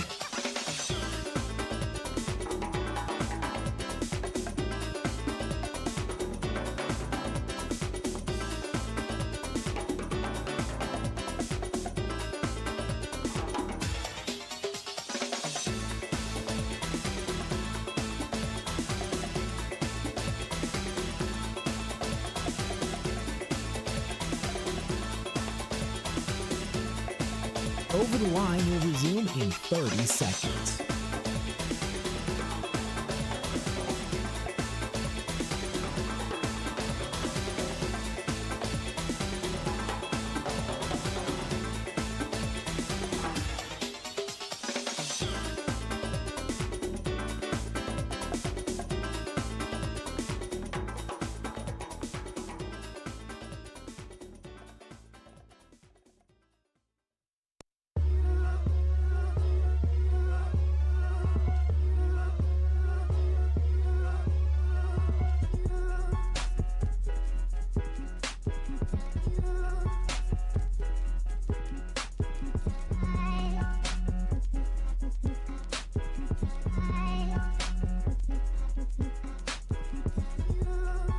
Welcome back in. Happy Monday. Hope everyone weekend was great. All right, Matt LaFleur. 608-321-1670. Matt LaFleur, Packers head coach. First time in a while, spoke with the media, rookie minicamp. And today we're going to get to know him. I got a bunch of audio I'll get to momentarily here. Get to know him a little bit. You're rookies. Matt LaFleur was talking, though, about, says, rookie minicamp, not about hard knocks. Not about hard knocks. Okay? The juice not worth the squeeze. The juice isn't worth the squeeze in regards to putting people in position, maybe in harm's way. These guys don't even know how to practice yet. They're learning the playbook. There's a lot going on. I mean, they're drinking water out of a fire hose basically all day. They had to listen to a bunch of different people talk to them. They had to sit through guys like Jason Wallers telling him his spiel, and it's painstaking, but it's definitely a necessary part of the process. The juice definitely not worth the squeeze right there. Brandon Cisse, the new cornerback, talking about on how best to approach the Packers offseason program. I think it starts with, taking and learn from the vets. Like those guys have been in the league for a long time, and those are guys that have experience. So trying to learn the ins and outs, sometimes it's just best to shut up and, learn from the guys in front of you first. And just coming from a humble place, and whatever they tell me, I know they're telling me out of a place of respect. So just coming in ready to work and ready to learn, and just keep improving every day. Ready to work, ready to learn, keep improving every day. 608-321-1670. Phone line's blowing up. Yeah, man. Let's see here. One more. How about Trey Smack? Trey Smack out of Florida, the kicker. There you go. Kicker's a different kind of breed in the NFL. It's kind of like, your friend group in high school? You got a lot of, similar guys, depending what clique you ran in. I bounced around from a lot of cliques. I was a social butterfly for a lot of them. But for some people, if you're going the prototypical, you got your jocks, you got your nerds, you got, But sometimes in a friend group, there's always that one guy that's a little different than everyone else. Like, he's not the same when it comes to, interests or whatever, but he's quirky a little bit, he's a little weird, but he's, in your clique, he's your little weirdo. Like, he's your guy. I feel like in the football circles, that's how the kickers are. You got a ton of guys out there who are just hitters and go-getters. And then there's the kicker. It's like one of these, if you were to line up everyone on a football team, all the starters, and you look at them all, you look at the kicker and you'd be like, one of these this doesn't belong. You look at the kicker. But he's our little weirdo. We like him. So Trey Smack, how to conduct yourself as you meet new teammates and coaches for the first time. Just being authentic. I think just being yourself, not trying to be somebody you're not. So I think that's the most important part that I try to do. So everyone I meet, I try to shake their hand, talk how I talk to normal people, and just be myself. Okay, yeah. That's the best thing you can do in life. That's what I would always suggest everyone does. Just be you. Be yourself authentically. 608-321-1670. Line 1. Good morning. That is so much to digest. Just be yourself. Be yourself. It is. Just be yourself, and you're on a show where people call up as somebody else. It's really mind blowing. Well, it's funny because my real name is not Ebo. Right, but you're supposed to be yourself now. How can you be yourself if you're pretending to be somebody else? Like I'm doing right now. Yeah, but Eric, you're you. Oh, It's just a moniker. It's like having a nickname. It's still you. You just got a nickname. Okay, well, we can run with that, I guess. That's fine. Yeah. I'm just out here. I don't know if you read my text. I don't know if you read my text. There was a tweet. There was a tweet. You tweeted at me. No, I didn't tweet at you. I sent it in your regular text. The 608-321-1670? No. Your personal phone. Oh. Hang on. Personal phone. Y'all have one. Oh, here. I'm sorry. I didn't. This is bad radio. We can't do it. Eric, I don't think it's real, but it's hilarious nonetheless. Well, I think that more importantly, like what Matt LaFleur said, let's stick to business here. Did he say that they don't know how to practice? They don't know how to practice football? What are they practicing? He said they don't know how to practice. Maybe he was referring to the way the Packers and he practice. Maybe. Oh, my God. You don't know how to practice football? Do you think practice changes a lot? Do you think practice changes a lot from high school, college to pros? If anything, they're practicing less in professionals. So that's what stood out to me. Sorry. I'd walk in, I'd say, if anybody here does not know how to practice, leave now. I'm going to put you in harm's way, all right? Get out. You better learn fast. All right? Yes. I think Matt LaFleur, he's got to do something astonishing this year, or he's done. I just get that vibe from Packer Nation. Yeah. I just do. I'm a Packer Nation expert. I am. You got your finger on the pulse. Right. Because it gives me a viewpoint because I stand on the outside watching Packer Nation. And do you feel the same way as a part of Packer Nation? What do you mean? One of the leaders? Do I feel like a leader of Packer Nation? You're kind of right up in there. I just feel like I'm on IGB, right along the way with everyone else. IGB, what's that? Interstate Green Bay, GBP maybe, I don't know. I'm just riding along with everyone else. Yep. Oh boy, see, that's sad. You gotta like believe, baby. You gotta believe. And I think I'm right about this. I think I'm more right than I've ever been. In fact, I should go home now because I ain't gonna be any more right today. The rest of the day, you can only go so far. It's called quitting on a high note, Eric. Maybe we should end this call on a high note. Eric, I love you so much. I'm trying to drive downhill here. And I'm trying to stay smooth. You're always smooth. You're always smooth, baby. You can do it too. You can do it. Like say you live in Bangor, okay? If you got to get on I-90, which I'm an expert on that as well, you got to drive uphill the whole way. If you go down to Sparta, you can drive downhill on it. So drive to Sparta. Eric, you got smooth character just like Joe Camel, my friend. You guys have a great day. You too, brother. Much love, Eric. See you. Yep. Line 2. Good morning. Whoa. Well, things ain't always what they seem, so wake up, Evo. It's Mad Max in the tunnels under Racine. Mad Max, my man. What's going on, dude?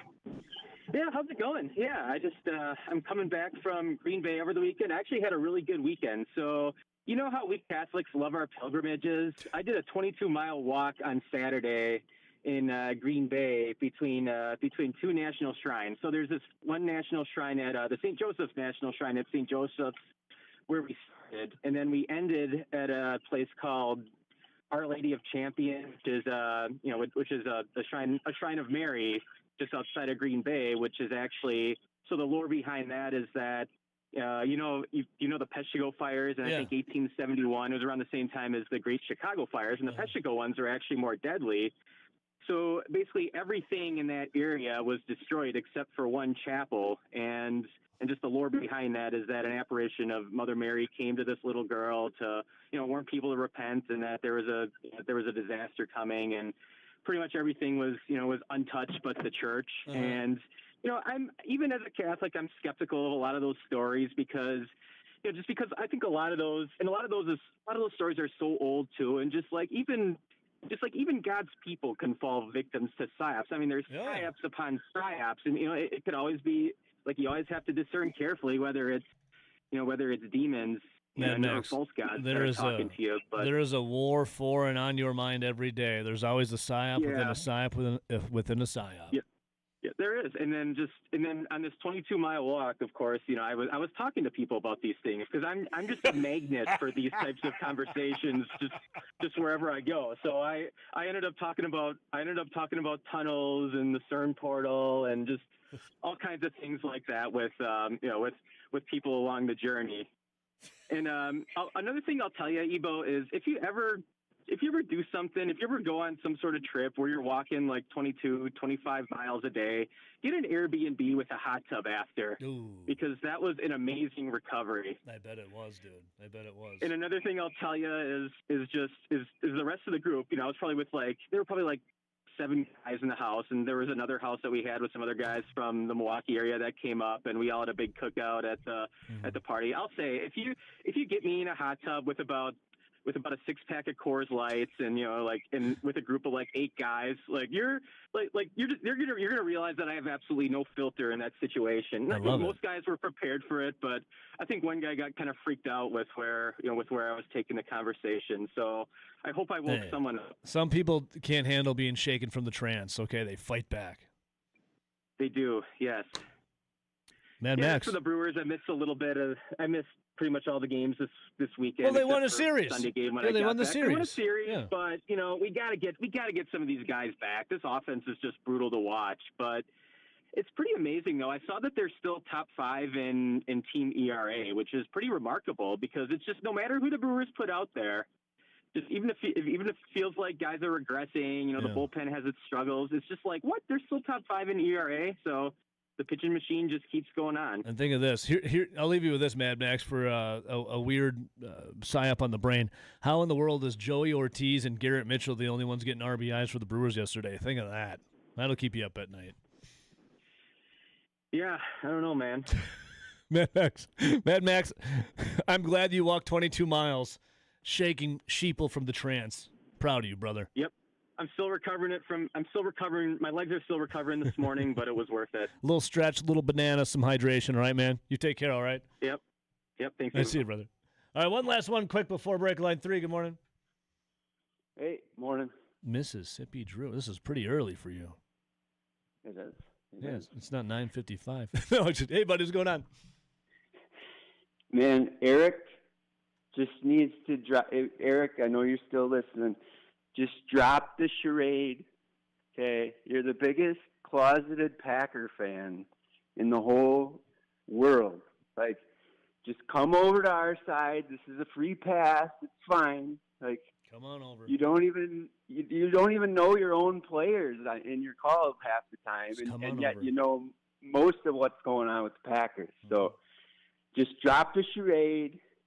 You've lived here long enough. Well, I always said I think he was born in Wisconsin. So if you're born, the state you're born in, it's your birthright to be fans of those teams. So anytime he wants, just be a Packer fan. Come on. What are you waiting for? What's the hold up here? Hey, I have a question for you, quick. Oh no. Yeah, can I ask you? Can I relay it?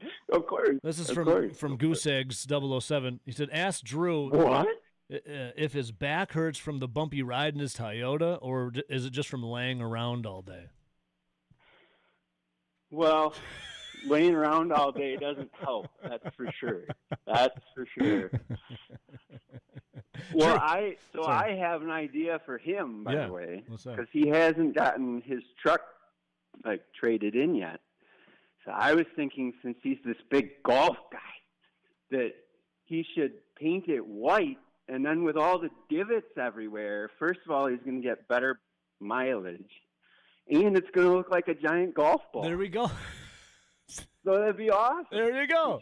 Drive around the giant golf ball mobile. Hey, Drew, anything else quick, buddy? I got to hit him. I'm so late for my long break. I just wanted to paraphrase, if I could. I just please. want to paraphrase really quickly for everybody what Scaredy Matt said.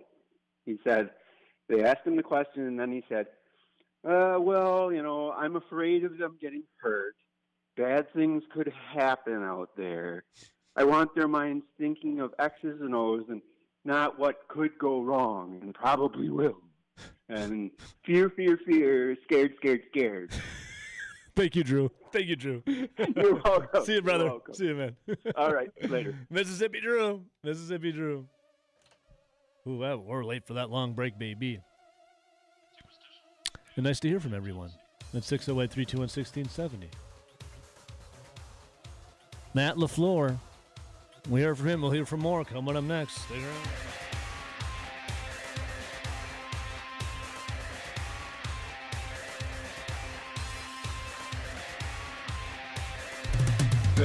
This is Over the Line. How much you want to make a bet I can throw a football over the mountains? On the Wisconsin Sports Zone Radio Network.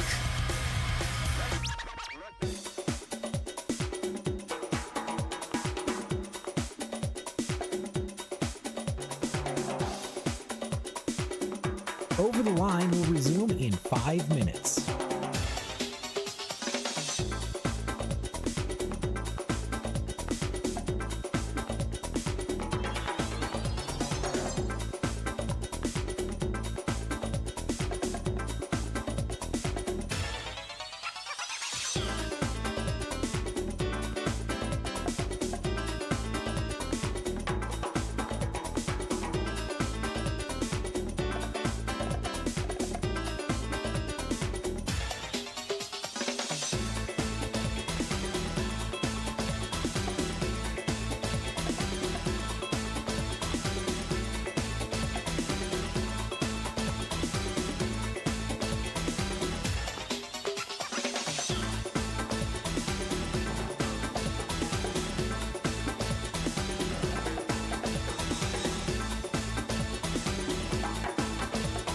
Over the Line will resume in 4 minutes.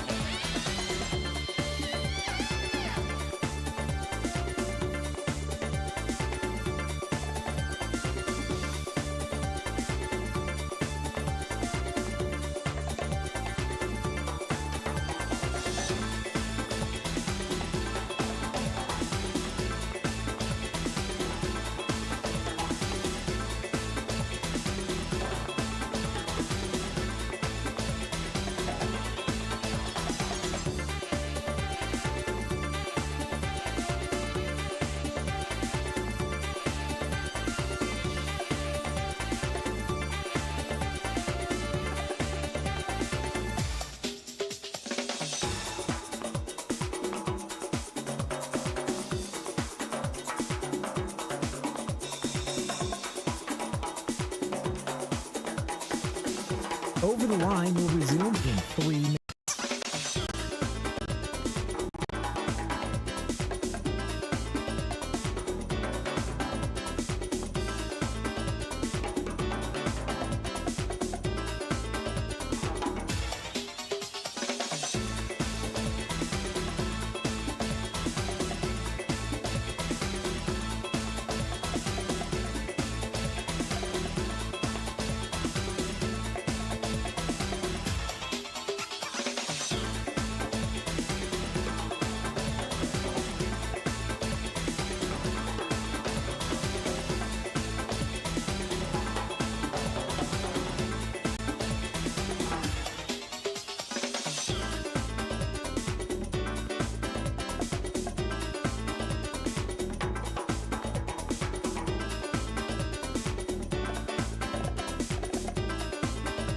Over the Line will resume in 2 minutes.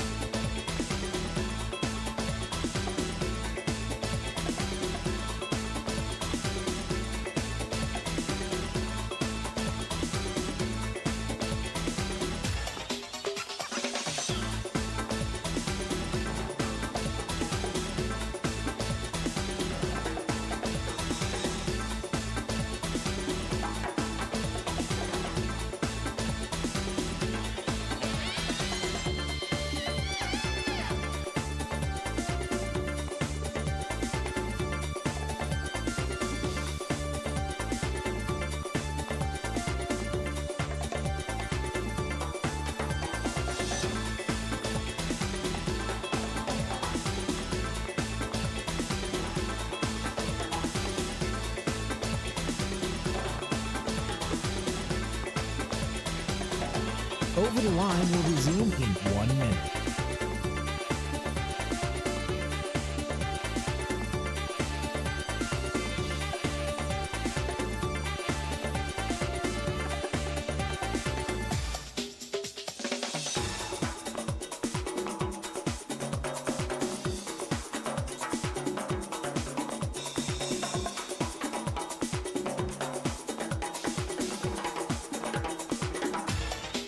Over the Line will resume in 30 seconds.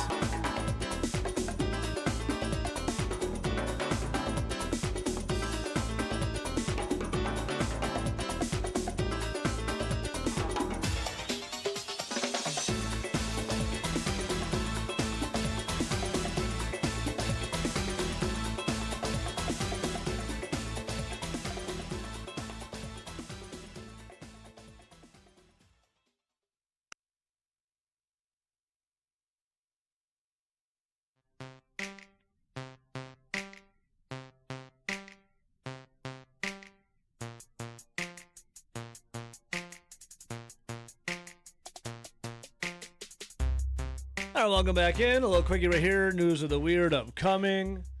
Jesse Temple going to join us today at 8:20. Oh, all right. Usually 8:30ish. We got 8:20. Talk some Wisconsin sports with him. Right, we're kind of in a little dark time right now, though, RJ. Yeah. Spring ball's over. Spring ball's waiting over. for summer ball.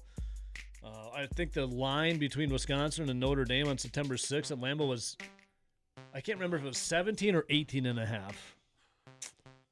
Us, right? Barry Alvarez says we're going to be favored.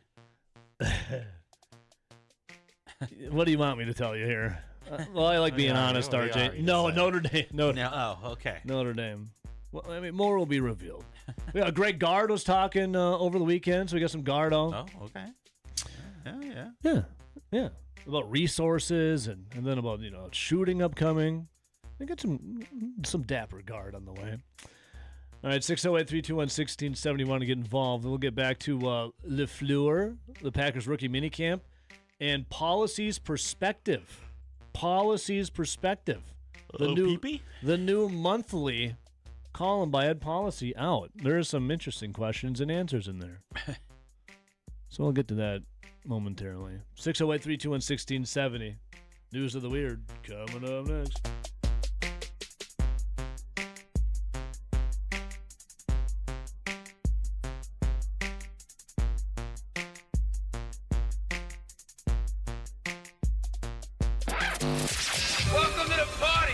This is Over the Line on the Wisconsin Sports Zone Radio Network.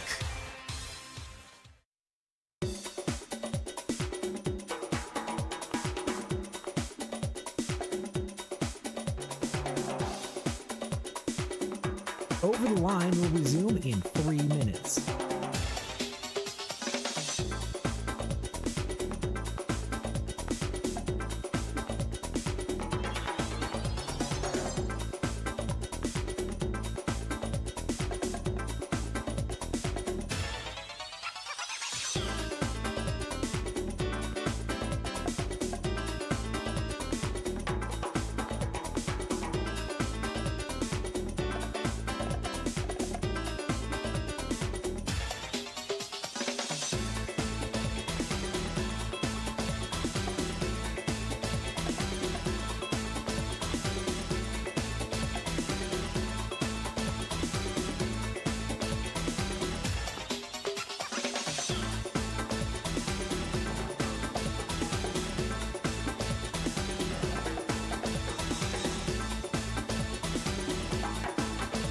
Over the Line will resume in 2 minutes.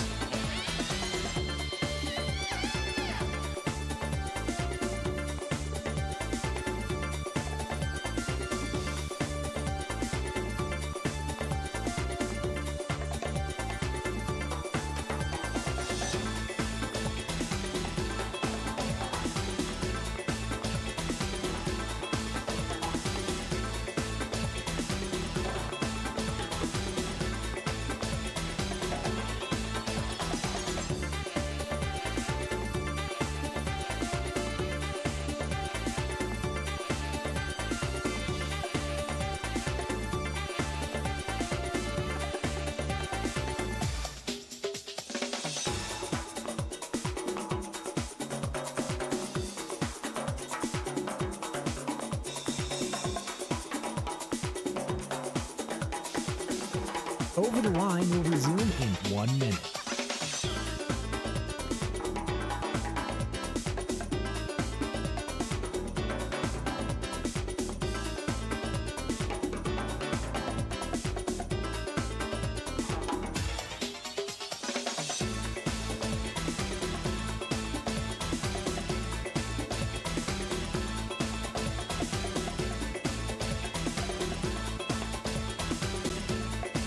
Over the Line will resume in 30 seconds.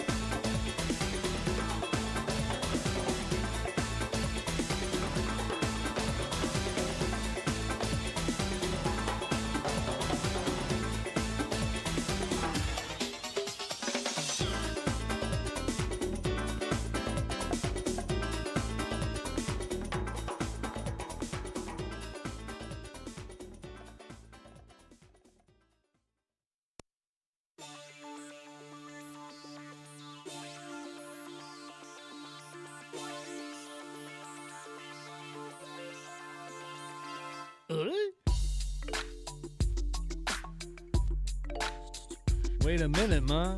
Your news of the weird. When the AIs, when the robots finally take over, this is another thing they're going to remember. Like you posting online, calling them clankers, or maybe some kind of, derogatory meme, disparaging it, and they will turn you quickly into that human battery farm. Well, RJ, driverless cars now in California. Yep. There are new DMV rules. For the driverless car, like the Waymo, for example. Right. In California.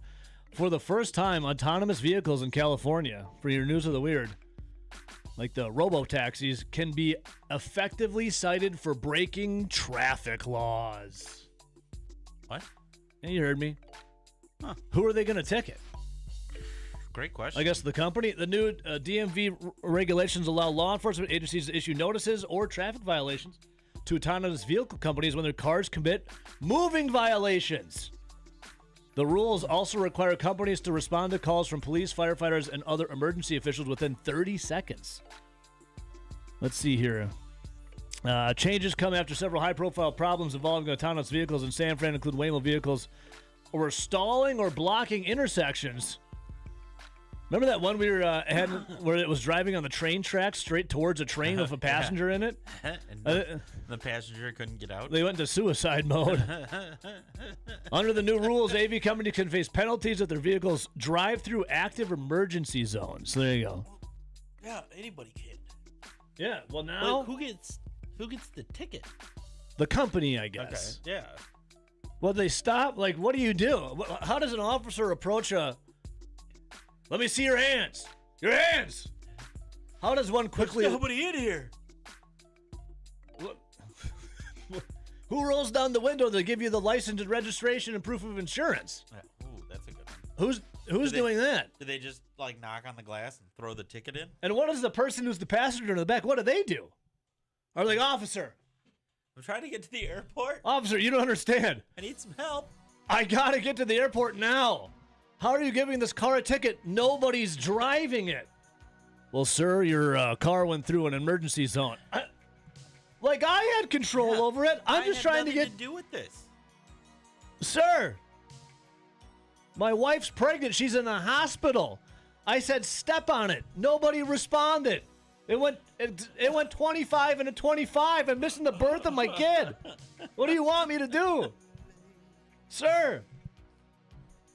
Have you been drinking? No. No. I'm not even driving. I'm just trying to get to the birth of my child. And what do you do? Let's see here. The bill includes limits on how many vehicles one remote operator can monitor at a time. Oh, there's people. Okay. So what? You're essentially in a driver's ed simulator? So there's with a real life person in the back. There's a driver. Yeah. But they're not on site. You can now get a ticket without even driving a car. Oh, man. That's rough. What happens if the operator who's operating it, what if they're drinking? Is that drinking and driving? I think it is. What is that? I have a lot of questions. So many questions. But no answers. We'll talk some Packers and some Badgers coming up next.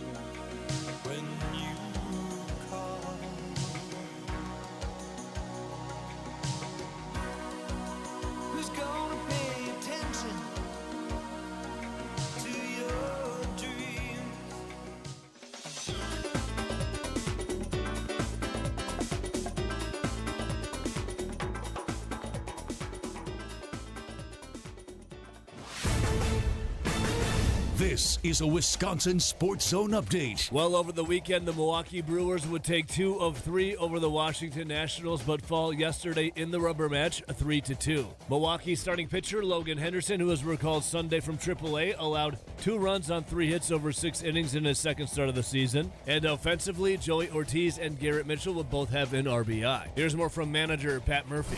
We were bad offensively all day. We had opportunities in second and third and didn't get it done. And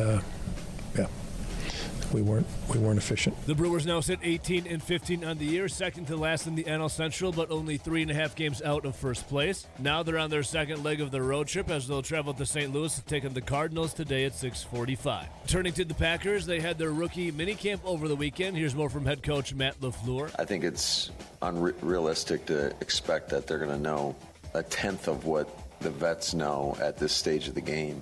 It's going to be upon themselves to make sure you study when you're away from here so that you give yourself the best chance possible when you get back with all the vets. Up next, the Packers will have their OTAs at the end of this month. For nearly 40 years, ABC Wisconsin Apprenticeship has been helping men and women transform themselves into highly skilled trade professionals. These skills are in demand and provide strong wages and benefits for a bright future. If you're a hands-on person who likes the feeling when you get projects done, apprenticeship could be for you. Go to buildyourcareerwi.org or just search online for ABC of Wisconsin.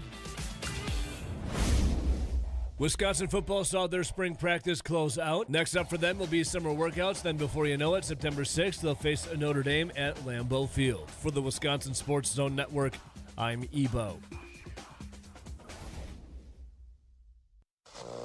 Play it safe?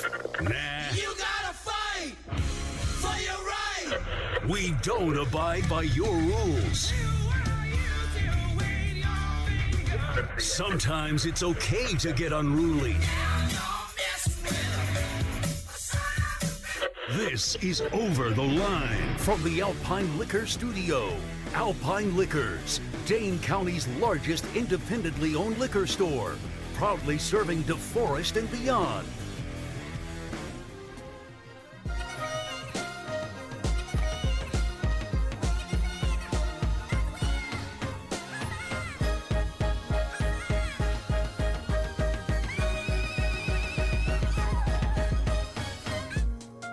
Welcome back in.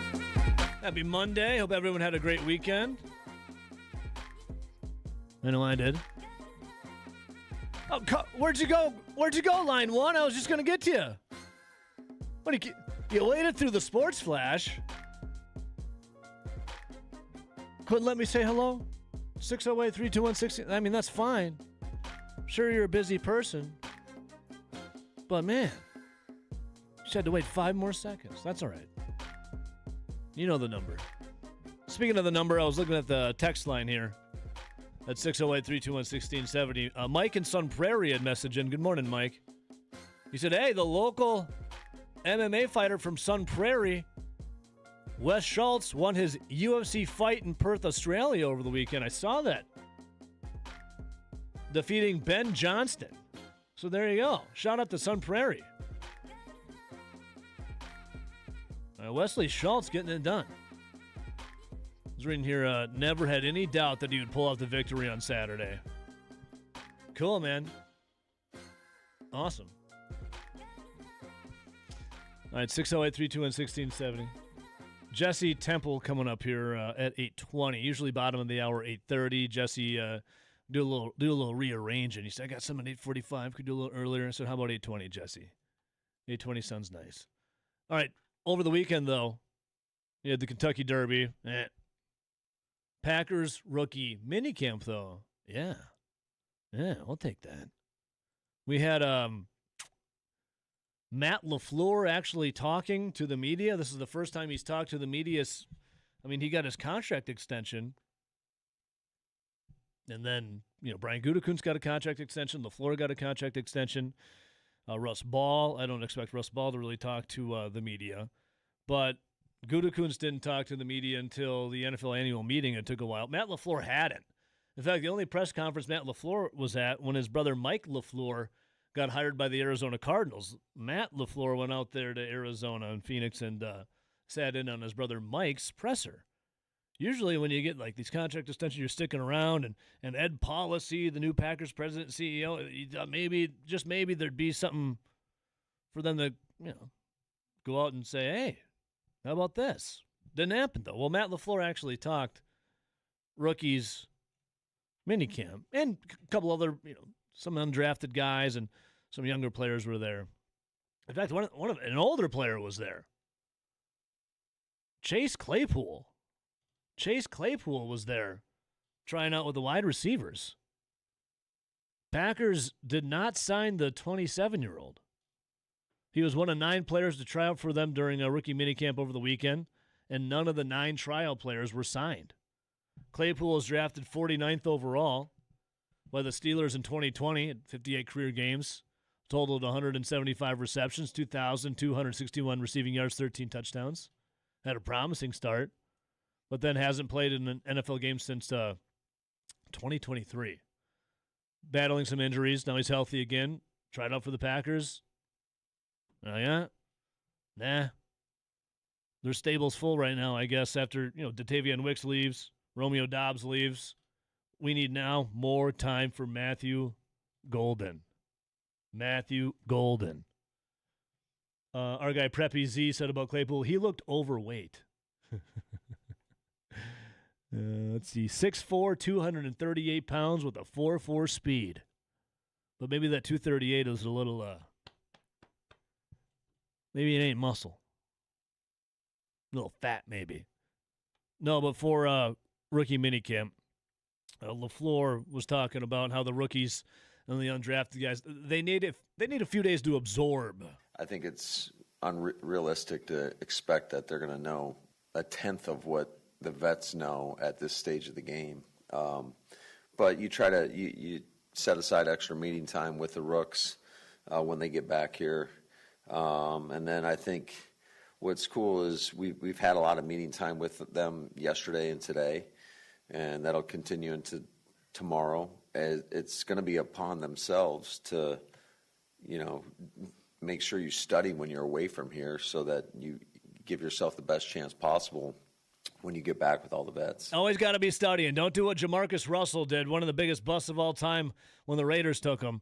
The Raiders were like, I don't think this guy is I don't think he's doing anything. They gave him blank tapes and said, "Hey, go watch these over the weekend. When you come back, tell us which ones you like, which ones you don't like when it comes to plays." He came back the next week. They're like, "What'd you like?" He's like, I pretty much liked all of them. They're like, "Dude, they were blank tapes. You weren't doing anything." Study. Matt LaFleur also talking about, it's not hard-nosed football out there for rookie minicamp. The juice isn't worth the squeeze in regards to putting people in position, maybe in harm's way. These guys don't even know how to practice yet. They're learning the playbook. There's a lot going on. I mean, they're drinking water out of a fire hose basically all day. They had to listen to a bunch of different people talk to them. They had to sit through guys like Jason Wallers telling him his spiel, and it's painstaking, but it's definitely a necessary part of the process. And that it's like the major ones from LaFleur. I have his full presser. One more though, not related to rookie minicamp. Last week the Packers picked up the 5th-year option on Lucas Van Ness. Here you go. Sure. Yeah, Lucas is, he's an important piece, man. And I know he's been kind of snake bit with some of the injury stuff, but we feel like he's in a pretty good spot right now. I know he is. I've been watching him rehab and do all that, and he looks great. And I know he's in a good headspace, so I'm excited for him. Well, that's good. Hopefully he gets in a little backspace behind the line and sacking a quarterback. That'd be pretty nice, too. 608-321-1670. Line 1, good morning. Who do we got? Do you think it helps if your brother is an NFL head coach when you first start being an NFL head coach? I think it does. It probably, if it doesn't open, it at least cracks some doors for you. Is it Matt and Mike? Correct. Do you think Mike called up Matt and said, after their first practice, did he say, do your rookies even know how to practice football? You like that clip, don't you, Eric? My rookies. Listen, and he went through all the things that are happening to these guys, and I actually feel sorry for them. There are people that are talking to them, and they got to understand that, and it's just a whirlwind. They're drinking water out of a fire hose. Who hasn't? I did that as a kid. Well, let me rephrase that. Let me rephrase that. It was a garden hose. It was a garden hose. They're drinking water. Well, that's your first clue, all right, that they're not too sharp is if they're drinking water out of a fire hose, all right? That's B number one. Use the garden hose. Yeah, use the garden hose, not the fire hose. As far as me, not Mississippi Drew, I can retort. I really love Mississippi Drew. I love everybody. Oh, yeah, real quick. I do. Real quick, Eric. Mississippi Drew had called in, and, Eric, you're a Vikings fan. You call him, we love you here. You're regular on the show. You're one of the best. You always talk Packers, though, right? And Mississippi Drew said, Eric, just come over already. Just be a fan already. Put on the green and gold. Well, I would say that he's implied that I already am, which is not true. And it's not my fault that my favorite radio show is a bunch of Packer fans. And I'm not going to, it's rough to find a good radio show out there, right? It is. It's really tough. It is. There's some bad stuff out there. Yes. You should listen to political talk radio if you want to listen to some bad stuff. I mean, there's some horrible stuff out there to listen to. Yeah. Bad for you. And there's people today that are calling talk, political talk radio, talking about how they're driving downhill, and it's a fact. They're like, "Oh, I'm driving downhill now," all the time. And I'm just gonna say these Waymos, they're gonna run into lower areas. There's gonna be all kinds of cars in there because everybody's trying to drive downhill, and then they get to the bottom and they're like, "What are we gonna do now? What are we? You can't keep going more downhill than this phone call." So we're gonna quit on a high note, and so I'm hoping that the Vikings minicamp, I'm hoping that those boys know how to practice football and are not drinking out of a fire hole. Eric, that's what I got to say. I'm gonna look up, and before the shows, I have more comments from LaFleur I'm gonna read to you too. But I'll look up Kevin O'Connell, I'll look up the Vikings, and we'll see if there's any notable quotes from him about training camp, okay? Or, see if he feels as I guess sorry. rookie mini camp, I should say. Let's see if he feels as sorry for these rookies as LaFleur does. Because LaFleur clearly thinks that this is a real rough situation for these boys. He's like, oh, my God. You couldn't believe what these guys got to do. It's crazy. It's just crazy. And I don't know if they've had a rookie mini camp yet.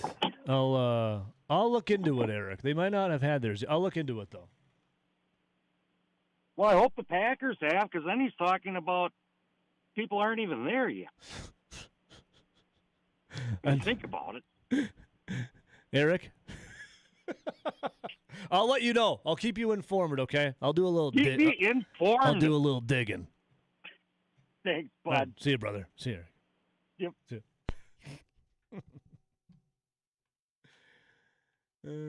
Eric on 990. It's 608-321-1670. What I like most about this is the Denny Danis Sutton, the edge out of Penn State. I like this a lot. He began, before talking with the media, he begins by having everyone in the room introduce themselves and shook hands. You got to have a good handshake. I had a Stone Cold intern Austin who was in here. First time I met him, limpest, weakest handshake I've ever had in my entire life from him. I immediately wanted to fire him. But instead I said, I can mold him. I can build him up. And we did. By the time he left here, solid, firm handshake. Firm. Kate Fox has a great handshake. Lindsay, the new intern, short-time Lindsay, when she's coming in here a little later, she's got a good handshake. I was at the I had to have my oil changed and a little brake fluid flush, a little transmission flush. Had a couple things done on the car over the weekend. And when I dropped it off for service, the guy who was, getting all the details, this and that, when I was leaving, he went to shake my hand. And it was, the one where they kind of just, they don't get in there. They kind of like squeeze like around your knuckles. And it's not really dead fish, but they're like squeezing around your knuckles, like scared to get into the good handshake. I got this really weird, like, soft, kind of like a soft squeeze handshake by the knuckles instead of in. And I thought, do I really want to be dropping my car off to this guy? Do I really want a guy that can't have a good handshake working on my car? And then I thought to myself, hang on. That's just the guy. That's just the liaison to the mechanic. This is the guy who's in, the clean duds. He's there to, just kind of set things up, and then your car goes on your way to the guys who probably got a nice firm handshake in the garage. So at first I was a little leery. Then I walked away. I said, everything's going to be okay. And things worked out great. All right. All right, we're going to get to Jesse Temple. We got some Wisconsin to talk about from, football, basketball, and everywhere in between. Jesse Temple, Badger Connect, coming up next.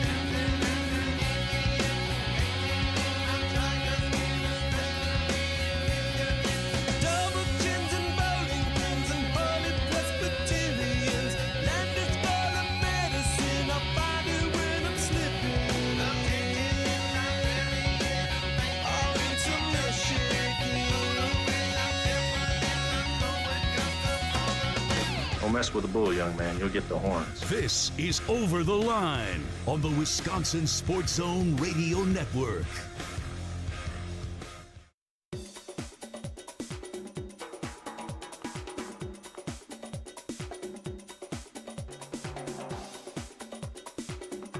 Over the Line will resume in 3 minutes.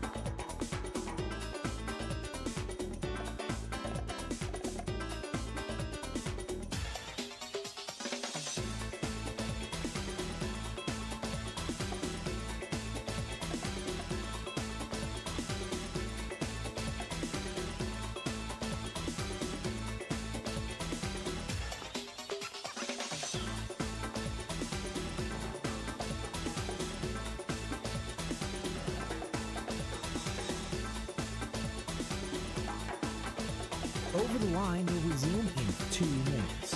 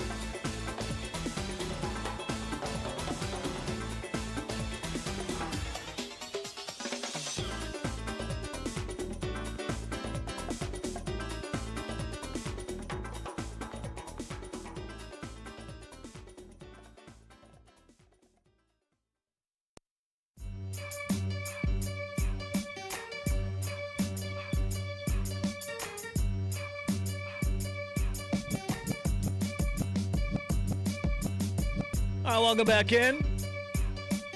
A little earlier today, but we always accommodate our favorite guest. Most handsome, too. No one tells Zach Halpern that. Jesse Temple, Badger Connect. Jesse, good morning, brother. What's up? Good morning, Ebo. How are you, my man? Another day above ground, Jesse. It's a good day, you know. Any day you're not pushing daisies is great. You feel me? I do. Jesse, this is a very a question near and dear to my heart, and something that I need to know an answer. And I don't know if there is one or not. I am from Southwest Wisconsin, Dodgeville, not too far away from beautiful Platteville, Wisconsin. You know, I've had a couple dates at the movie theater there when I was in high school. I've had some Long Islands at the Annex that I can barely remember drinking, and pizza. Anyways, Wisconsin football would be there last couple of years, Jesse, getting ready for the season. They're not there anymore. We're coming up, right? Like it's over. The dream is dead. Yes. Well, I don't know what the long-term dream is for that, but I think the schedule didn't accommodate for that this year. I don't know if there's been an official word on that, but yeah, I mean, just the way the schedule shook up. But I have good news. They're still going to be practicing football, and they're still going to be opening the season against Notre Dame. That could be good news or bad news, depending on what happens. Well, I think I saw the spread was either 17 or 18.5. Did you? I think I did. Yeah, that is accurate. Zach and I had fielded a question on our last episode of the camp of how many games Wisconsin would be an underdog in this season. Ooh. I think the over/under that we were asked was 4.5. Well, pretty close to that number, probably. Well, Not that it matters. Is it the easiest schedule in the Big Ten for Wisconsin? Yeah, it is. Okay. So if it doesn't happen this season, there's going to be some problems. Well, Jesse, also I thought I was thinking of you when I heard this about Platteville. I'm like, what is Jesse Temple going to do in those mornings to kind of recreate or experience again that scenic drive from Madison to Platteville? I mean, what are you going to do with your mornings now, Jesse? That was such a beautiful drive. I'm going to savor the extra 2 hours that I get back in my day those few weeks. Now, what do you get to know Jesse Temple for a bit here? When you're making that drive. This is when I know content and. I got content coming out the wazoo, Jesse. I just sometimes I just like to get to know you a little more, Jesse. You know, you always keep me coming back for more, Jesse. Like Zach Heilprin says when he's driving from here to Platteville, it's like it's like a history podcast or some kind of like murder mystery thing. What consumes Jesse Temple's time during windshield time? Usually podcasts, sometimes various hip-hop mixes, but I'm a fan of the rewatchables. A lot of people have probably heard of that one, but Bill Simmons, it's on the Ringer. They just review movies. Yeah, oh yeah. Like old movies. It's fun. Okay, all right. Rewatchables. I'll have to put that down on the list. Hey, speaking of podcasts, The Camp, you and Zach Halpern, amazing, and I suggest everyone go subscribe on YouTube and everywhere you can get it. So with all of the practices now over, Jesse, what and I know too at Badger Connect that you were busting down a little bit about position by position stand for the offense. What, in your opinion, is the strongest position after spring ball? I'm inclined to say linebacker's pretty darn good when you start with Cooper Catalano and Mason Post. So they got two other dudes who I think you're going to see on the field a bunch. John Kamara transferred in from Kansas, and then Tommy Heiberger, who actually started 3 games a year ago. I know it was really important to defensive coordinator Mike Tressel to retain him in addition to Post and Catalano. I feel better about the pieces they have on defense because I have a better sense of what that's going to look like. I just think everything that's happened offensively over all these years maybe makes me question if I see something good. So, I think the secondary is going to be pretty solid. But I know when Zach and I talked on the last show, they had their last big scrimmage 2 Saturdays ago, and it was the best the offense has looked in one of those settings, probably in the Luke Fickell era, which, again, the bar is not particularly high for that, but it was at least encouraging that the offense was able to take some shots and move the ball and score some touchdowns. Now, speaking of the offense, and so linebacker defense, that's the one where we're feeling the best on. Yes, linebackers for defense. Linebackers, I think the corner group can be good, but not a lot of them have obviously proven it at the highest level other than Javon Robinson. They've got some other guys who were about to step into bigger roles, but there's a lot of talent there at corner and safety as well. Okay, and then you were talking about offense. Could there be like a little? I'm not saying quarterback controversy with Kojo, nope. But for backup, no, nothing, no.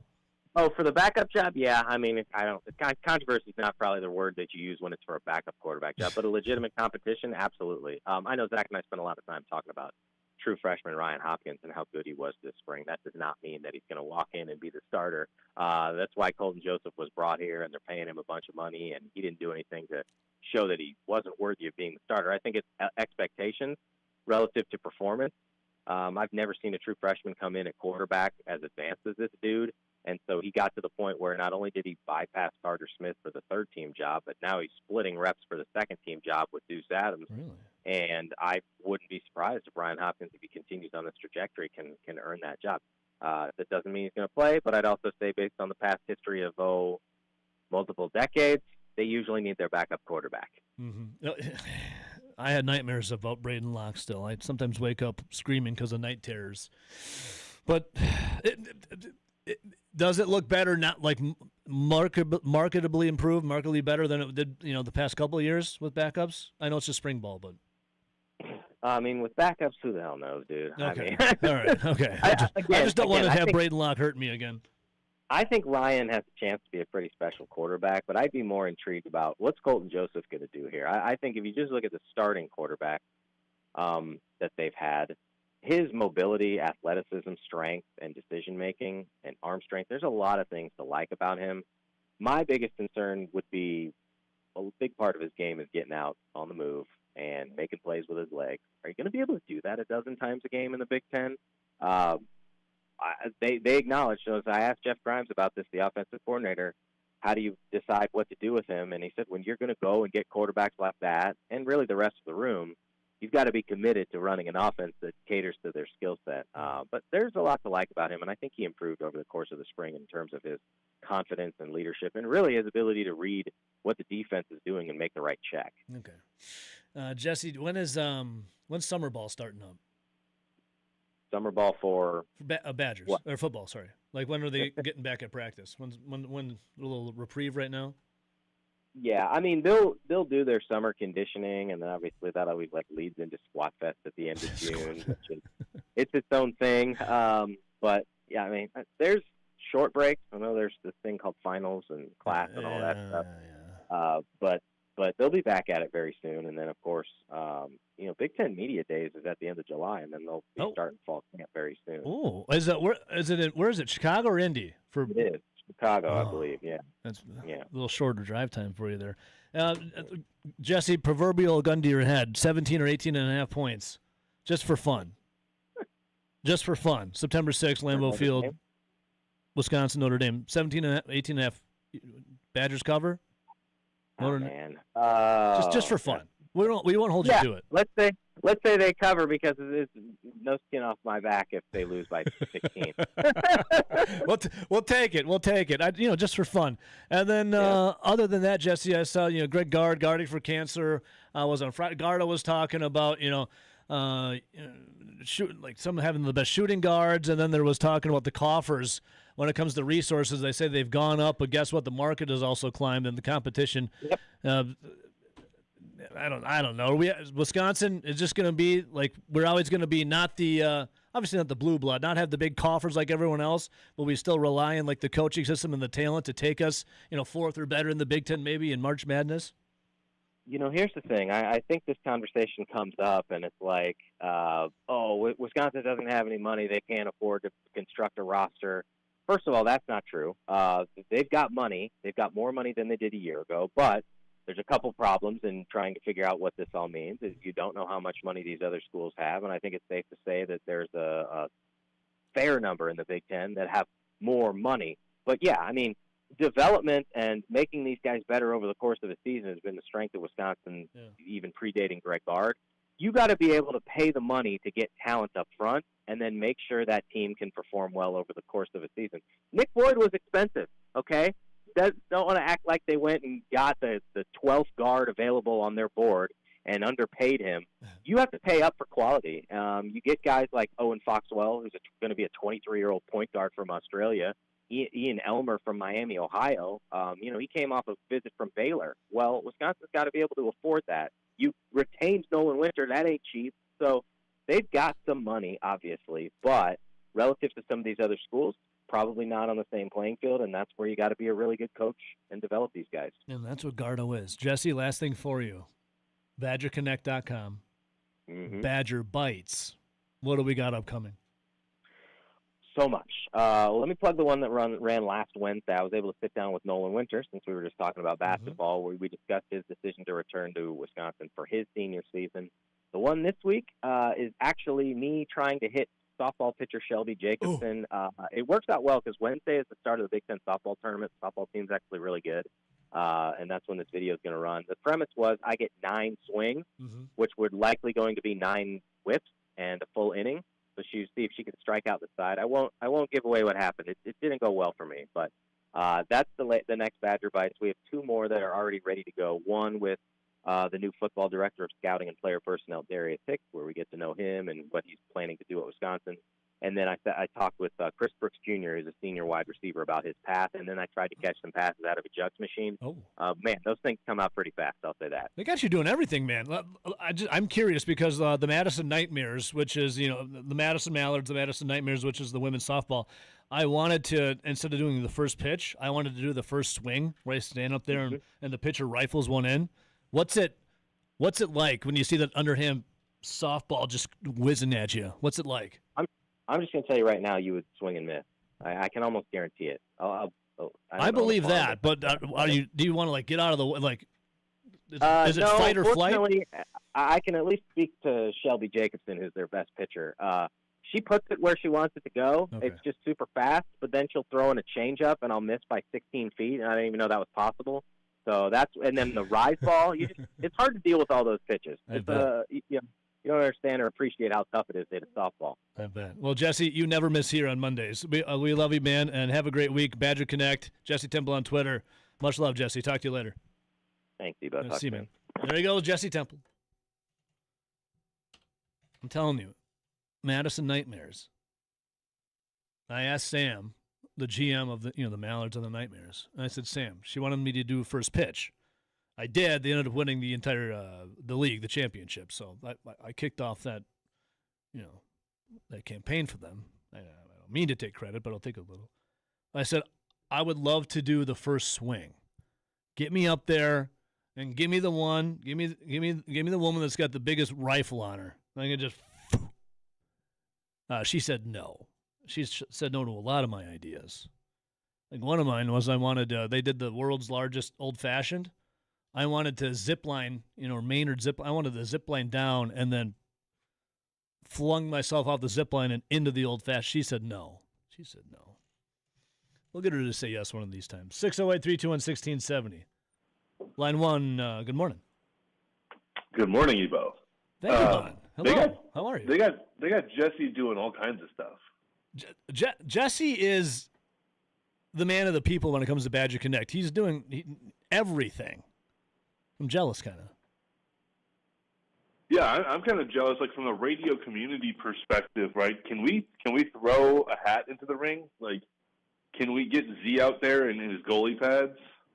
Versus the men's, national champion runner-up team, and to see how many slap shots they can hit at Z before he cracks. I think the problem within lies though is what is it? Insurance companies and like what they can and cannot get, like the legality of it. Like someone like University of Wisconsin having their name attached to that.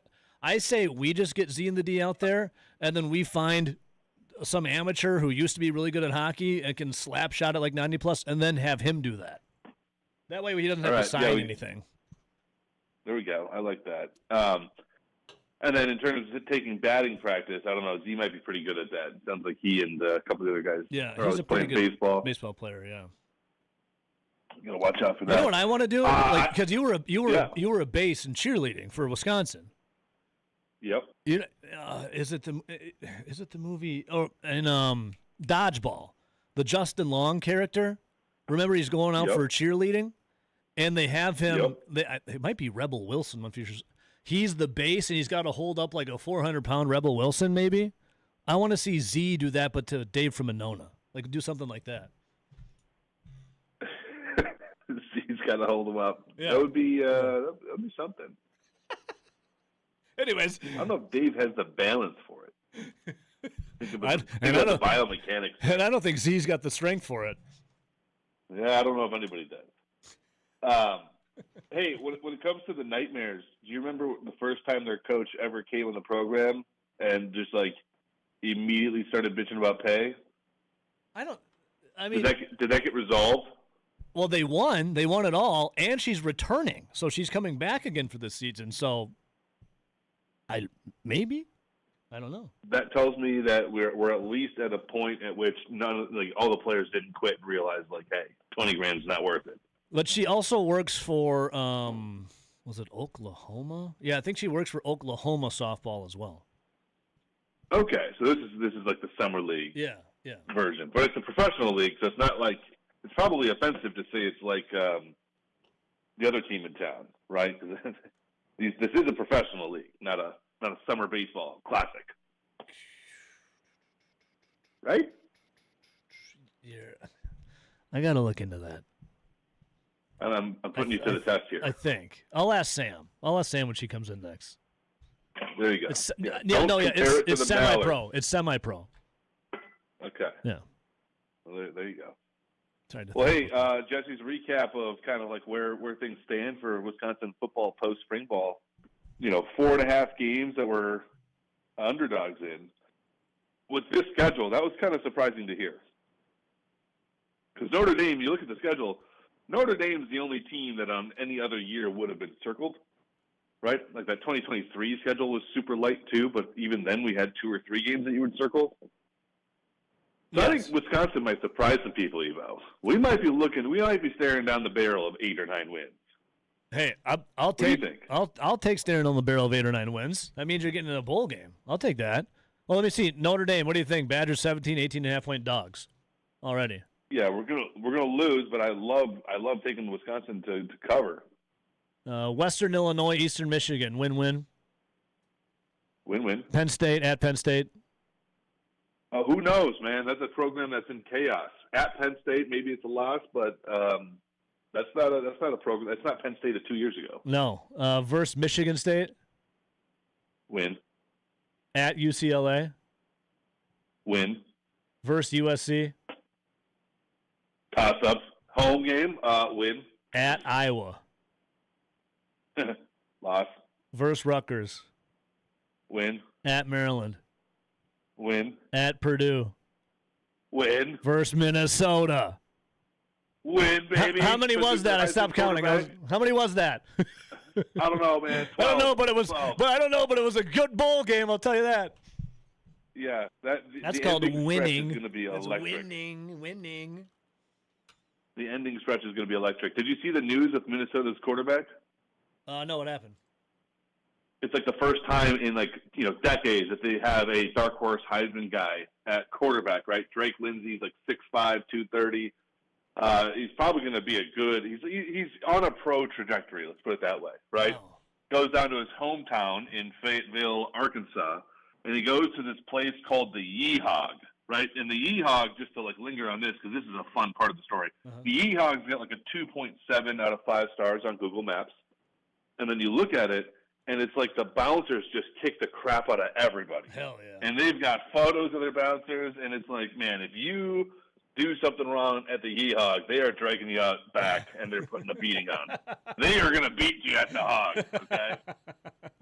They've got a mechanical hog instead of a mechanical bull. It's just a mechanical, the Razorback. So I don't know. I learned a little bit about that.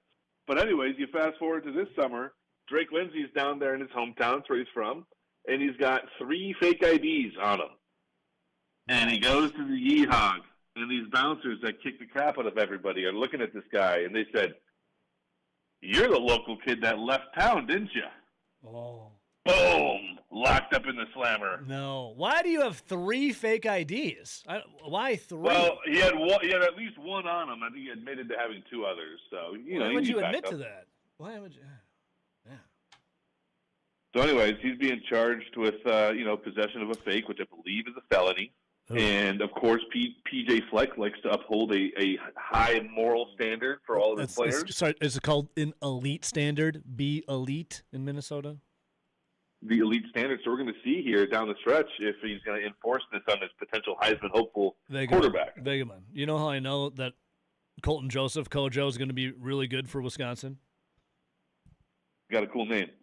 Well, yes, but also there was tons of pictures of him partying, Old Dominion, like all over his Instagram, right? And he wasn't 21. When you're out partying at all the bars and you are posting about it and no one does anything about it, you know what that means? You're in the clear, baby. You're a really good quarterback. That's what that means, because they don't want you to get in trouble, so they keep winning. That's how I know he's going to be good. Book it. Or Old Dominion really has never thought about, man, we should clean up our policies. One of the two things. We got to keep him between the white lines, right? Don't let this guy drive anywhere. Let's get Colton Joseph a driver, right? Let's get this guy set up so he doesn't keep him within the lines. That's all you need. Vegaman, you're the man. We love you, brother. That's all we got. Later, See you, buddy. All right, we'll take a little break here. Got a special guest in the house. Might be a little sleepy. I'm so tired. We'll come right back. Stick around.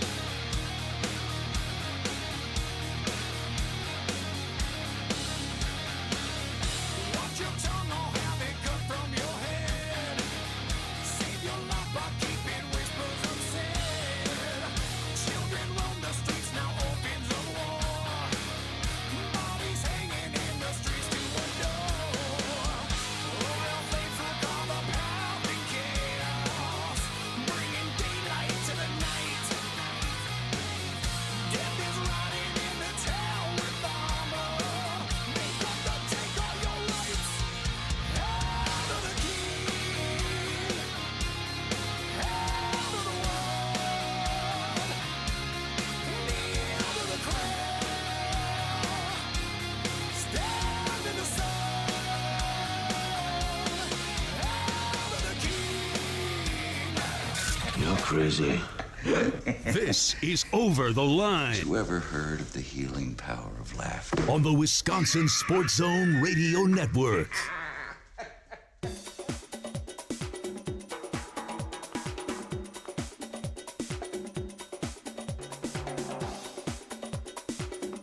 Over the Line will resume in 5 minutes.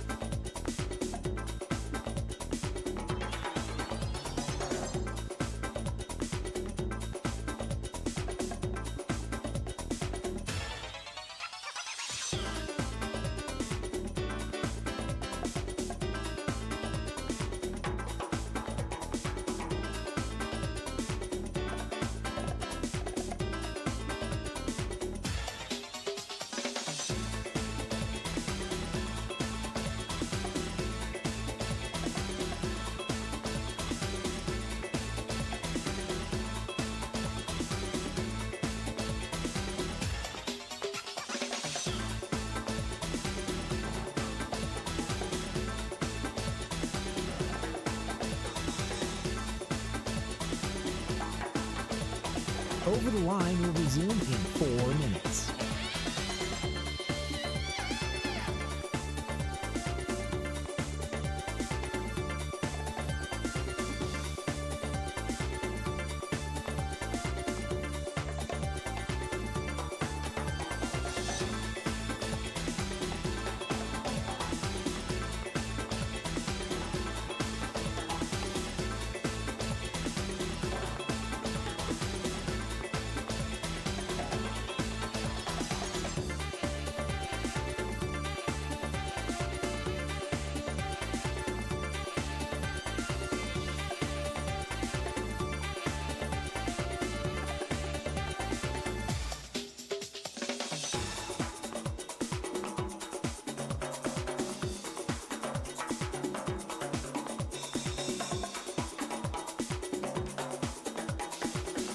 Over the Line will resume in 3 minutes.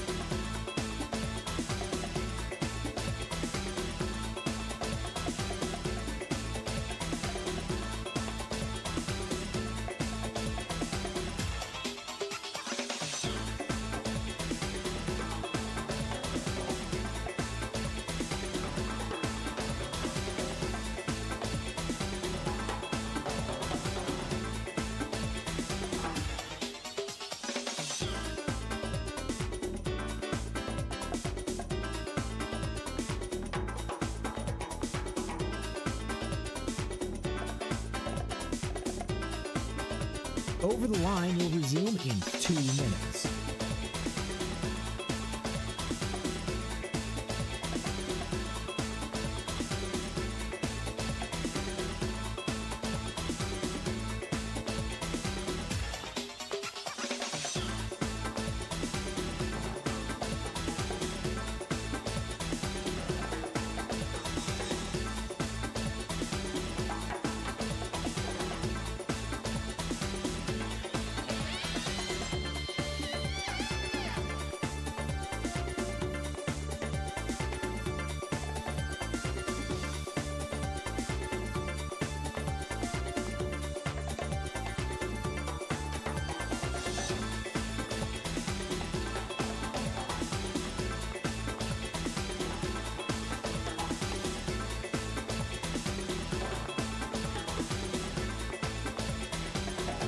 Over the Line will resume in 1 minute.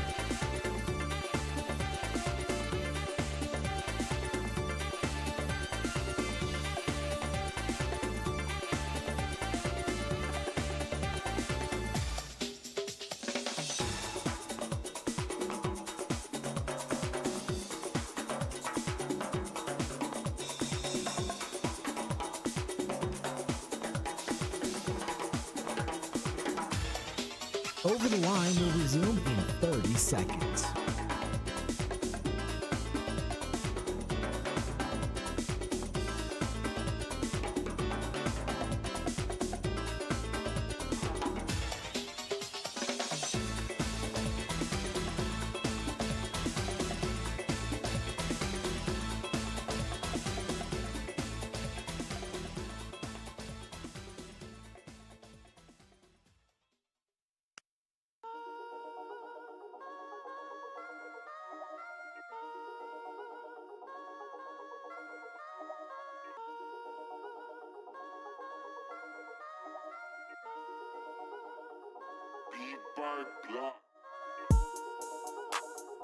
Welcome back in. A little shorty right here. Always thanks to Jesse Temple talking Badgers. Short time Lindsay on a Monday. Mm-hmm. Good morning. Good morning. A little rough today. Very rough. Graduation week upon us. Mm-hmm. What were the festivities before? When's graduation? Saturday? I walk on Friday, and then the big one's on Saturday. Okay. How long do you think that ceremony is going to be? Like 2 hours. You're gonna go out. You're gonna go out Friday night. We're gonna go out Thursday, Friday, Saturday. Okay. Well, maybe bring sunglasses. Bring sunglasses. And then you can. That's smart. And then you can kind of like just. Just sleep the entire time. Just sleep the entire time. That sounds perfect. Yeah, college coming to an end. Yep. A little bittersweet. How's it feel? It's good. I've been ready for this for a while. It's definitely sad. I think I'll be really sad on Sunday. Or you could be a college athlete. You could stay in school for like 7 years playing a game and getting paid a bunch of NIL money and so true. And like go to a class, wink, wink. Mm-hmm. Like if you, the better you are, the less class I think you have to go to. Yep. I think that's how that works. Did you ever have any athletes in your class? Yeah.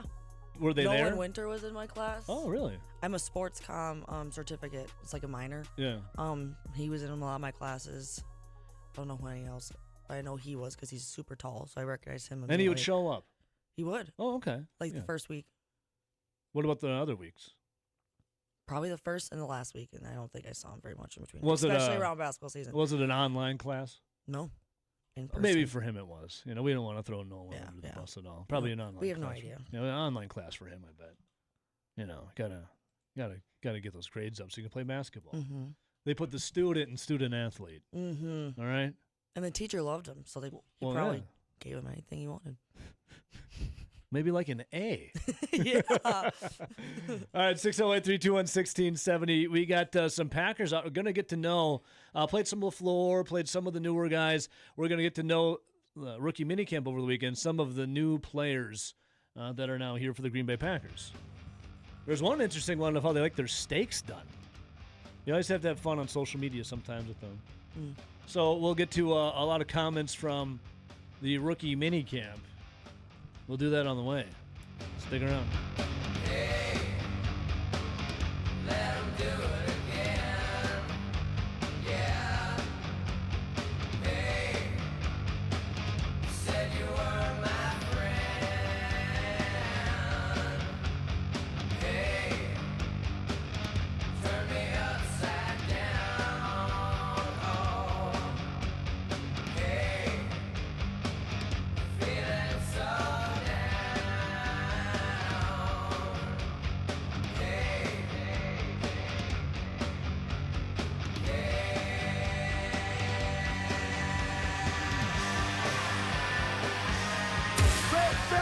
I don't know what Red 7 means. This is Over the Line. Hot route! I don't. What is hot route? Will you just go stand on the other side, please? On the Wisconsin Sports Zone Radio Network.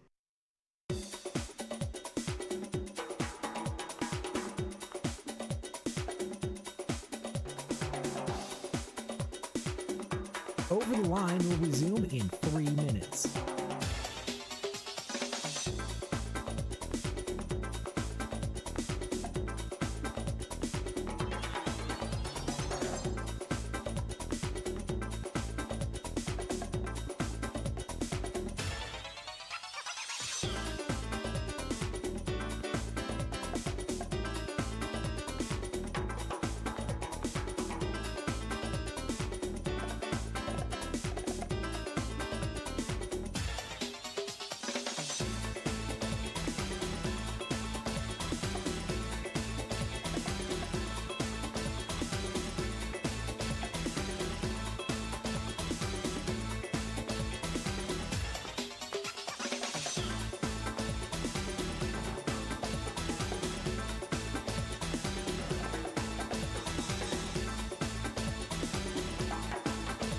Over the Line will resume in 2 minutes.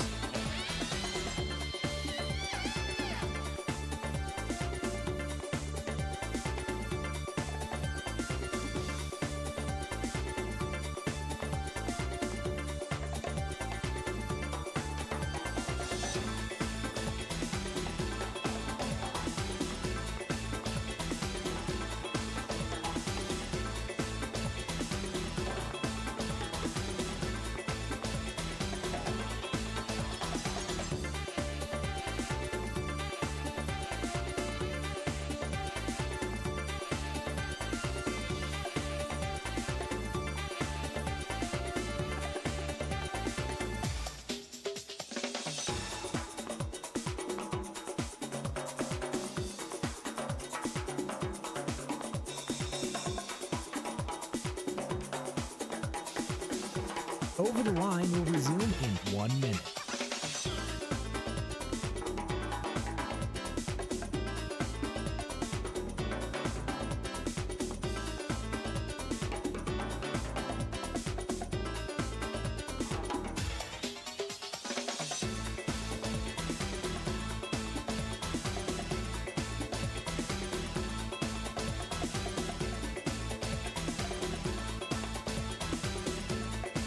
Over the Line will resume in 30 seconds.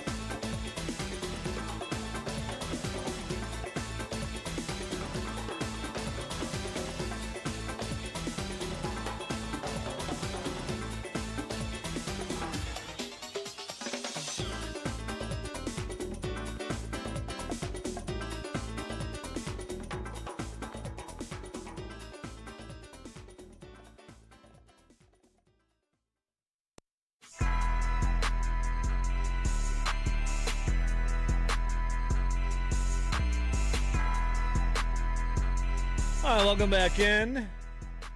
That'd be Monday. Packers rookie mini camp. Then they'll do a bunch of off-field stuff. And for off-field, so Matt LaFleur was talking to the media, first time in a while. And we have to get back to Policy's perspective. Ed Policy's monthly column, the new Packers president and CEO. LaFleur, though, was talking about back in 2019, Packers, when they transitioned from Mike McCarthy to Matt LaFleur, the post-draft rookie get-together being the, quote, rookie orientation camp under Mike McCarthy. A legit football-centric mini camp that included true 11-on-11 periods and on-field work that actually allowed evaluation. Instead, now they've moved to, let me see if I'm reading this right. Friday's session was anything but. The drills were done at half speed. There were 11-on-11 snaps, but the quarterbacks never actually threw the ball on passing plays. Instead, they would get the snap, went through progressions while the receivers ran the routes, and then the whistle would blow to end the play. Seems, it's like you're going through all the motion. It's like you pull up to the gas pump. I'm not sure. You get out of your car, you open up your gas tank, you put your card in there, it beeps, then you pull out the gas pump, you stick it in, and then you just take it out and put it back and never put gas in. That's what it kind of sounds like. What an analogy. So I think that worked. Did that work? Sure. Yeah, they go on 11-on-11. Quarterbacks hike, snap. Receivers ran their routes, ran through progressions, and then they never threw the ball. Yep. And then it just ended. I think that was a good analogy. I feel like that's also like the first few weeks of training camp.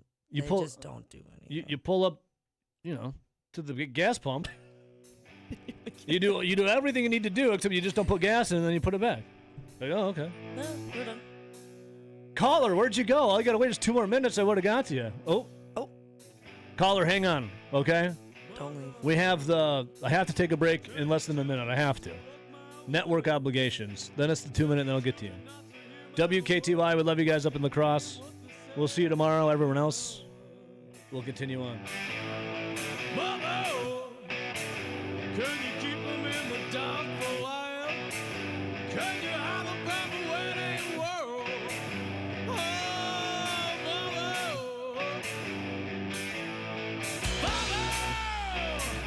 gonna take your daughter out tonight. Gonna show her my world. Oh, Mama,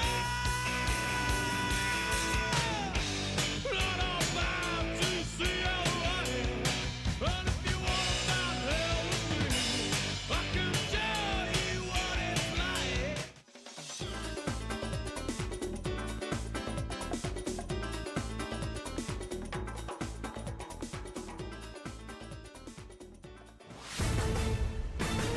This is a Wisconsin Sports Zone update. Well, over the weekend, the Milwaukee Brewers would take 2 of 3 over the Washington Nationals, but fall yesterday in the rubber match, 3-2. Milwaukee's starting pitcher, Logan Henderson, who was recalled Sunday from AAA, allowed 2 runs on 3 hits over 6 innings in his second start of the season. And offensively, Joey Ortiz and Garrett Mitchell would both have an RBI. Here's more from manager Pat Murphy. We were bad offensively all day. We had opportunities in second and third and didn't get it done. And we weren't efficient. The Brewers now sit 18-15 on the year, second to last in the NL Central, but only 3.5 games out of first place. Now they're on their second leg of their road trip as they'll travel to St. Louis, taking the Cardinals today at 6:45. Turning to the Packers, they had their rookie minicamp over the weekend. Here's more from head coach Matt LaFleur. I think it's unrealistic to expect that they're going to know a tenth of what the vets know at this stage of the game.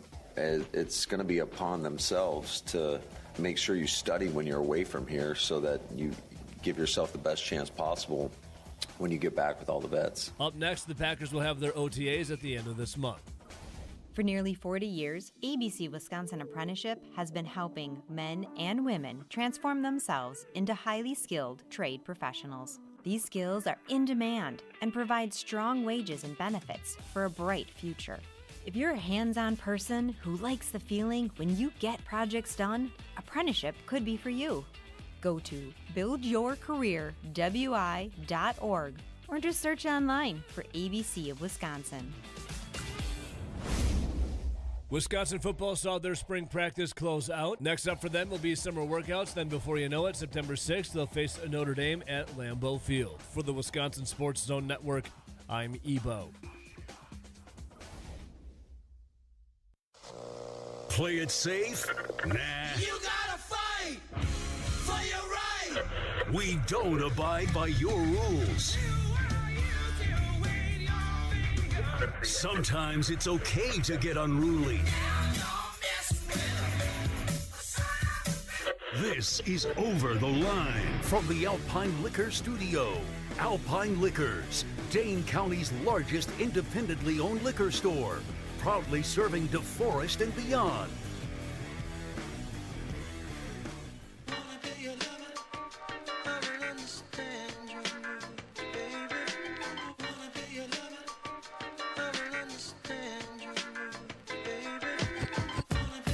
I want to get to know you. Packers and their 6 rookie draft picks, rookie minicamp in the books. Again, on that, no yawning. No yawning. Trying. I don't care that you were out till what time? Like 1:30. 1:30. Celebrating graduation, boozing. Like 3 days in a row. Hey, here's a life lesson from me over here. Okay. You got to learn how to party, but also get back on that horse and go to work. Called No Limit Soldier. I can do it, but it's been like a month of the horse. Just wait till you pull an all-nighter and then don't sleep and go I into know. work. We're going to do that on Saturday. And then I got to move out. Well, that's different when you're graduating and moving. Yeah. You ever pull an all-nighter and then had to go host a radio show for 4 hours? No. Yeah, me neither, actually. Oh, no. I never Yeah, I have. was just saying, no. I never have. I never would do that. No, That's no, never happened. You would never. I've never No. done it a few times, ever. A few times ever. Never. Nope. No, but for Packers rookie minicamp, we want to get to know him. Matt LaFleur talking, though, about things that definitely changed. Let's see here. You've got to evolve. When I first got here, I'll never forget, we were putting all the guys through agility drills, and I think we had a couple of guys throw up. Oh. So we've definitely changed our approach in that regard. And they talked about how McCarthy, they would do, the rookie orientation camp. It was legit football-centric mini camp. 11-on-11 periods. On-field work that actually allowed evaluation. Now, I was just talking last segment about how everything was done at half speed. 11-on-11 snaps. Quarterbacks never actually threw the ball in passing plays. It was the analogy I had. And someone else had texted in, your analogy about that sounds more like dry humping than anything. Yeah. Yeah. Someone texted that in? Yeah, right here. Oh, okay. Yeah. Sounds like dry humping. I was like, I wasn't going to say it, but the texter could text it in. Let's see here. Kyle McCord, the backup quarterback, said, yeah, that is definitely a little strange.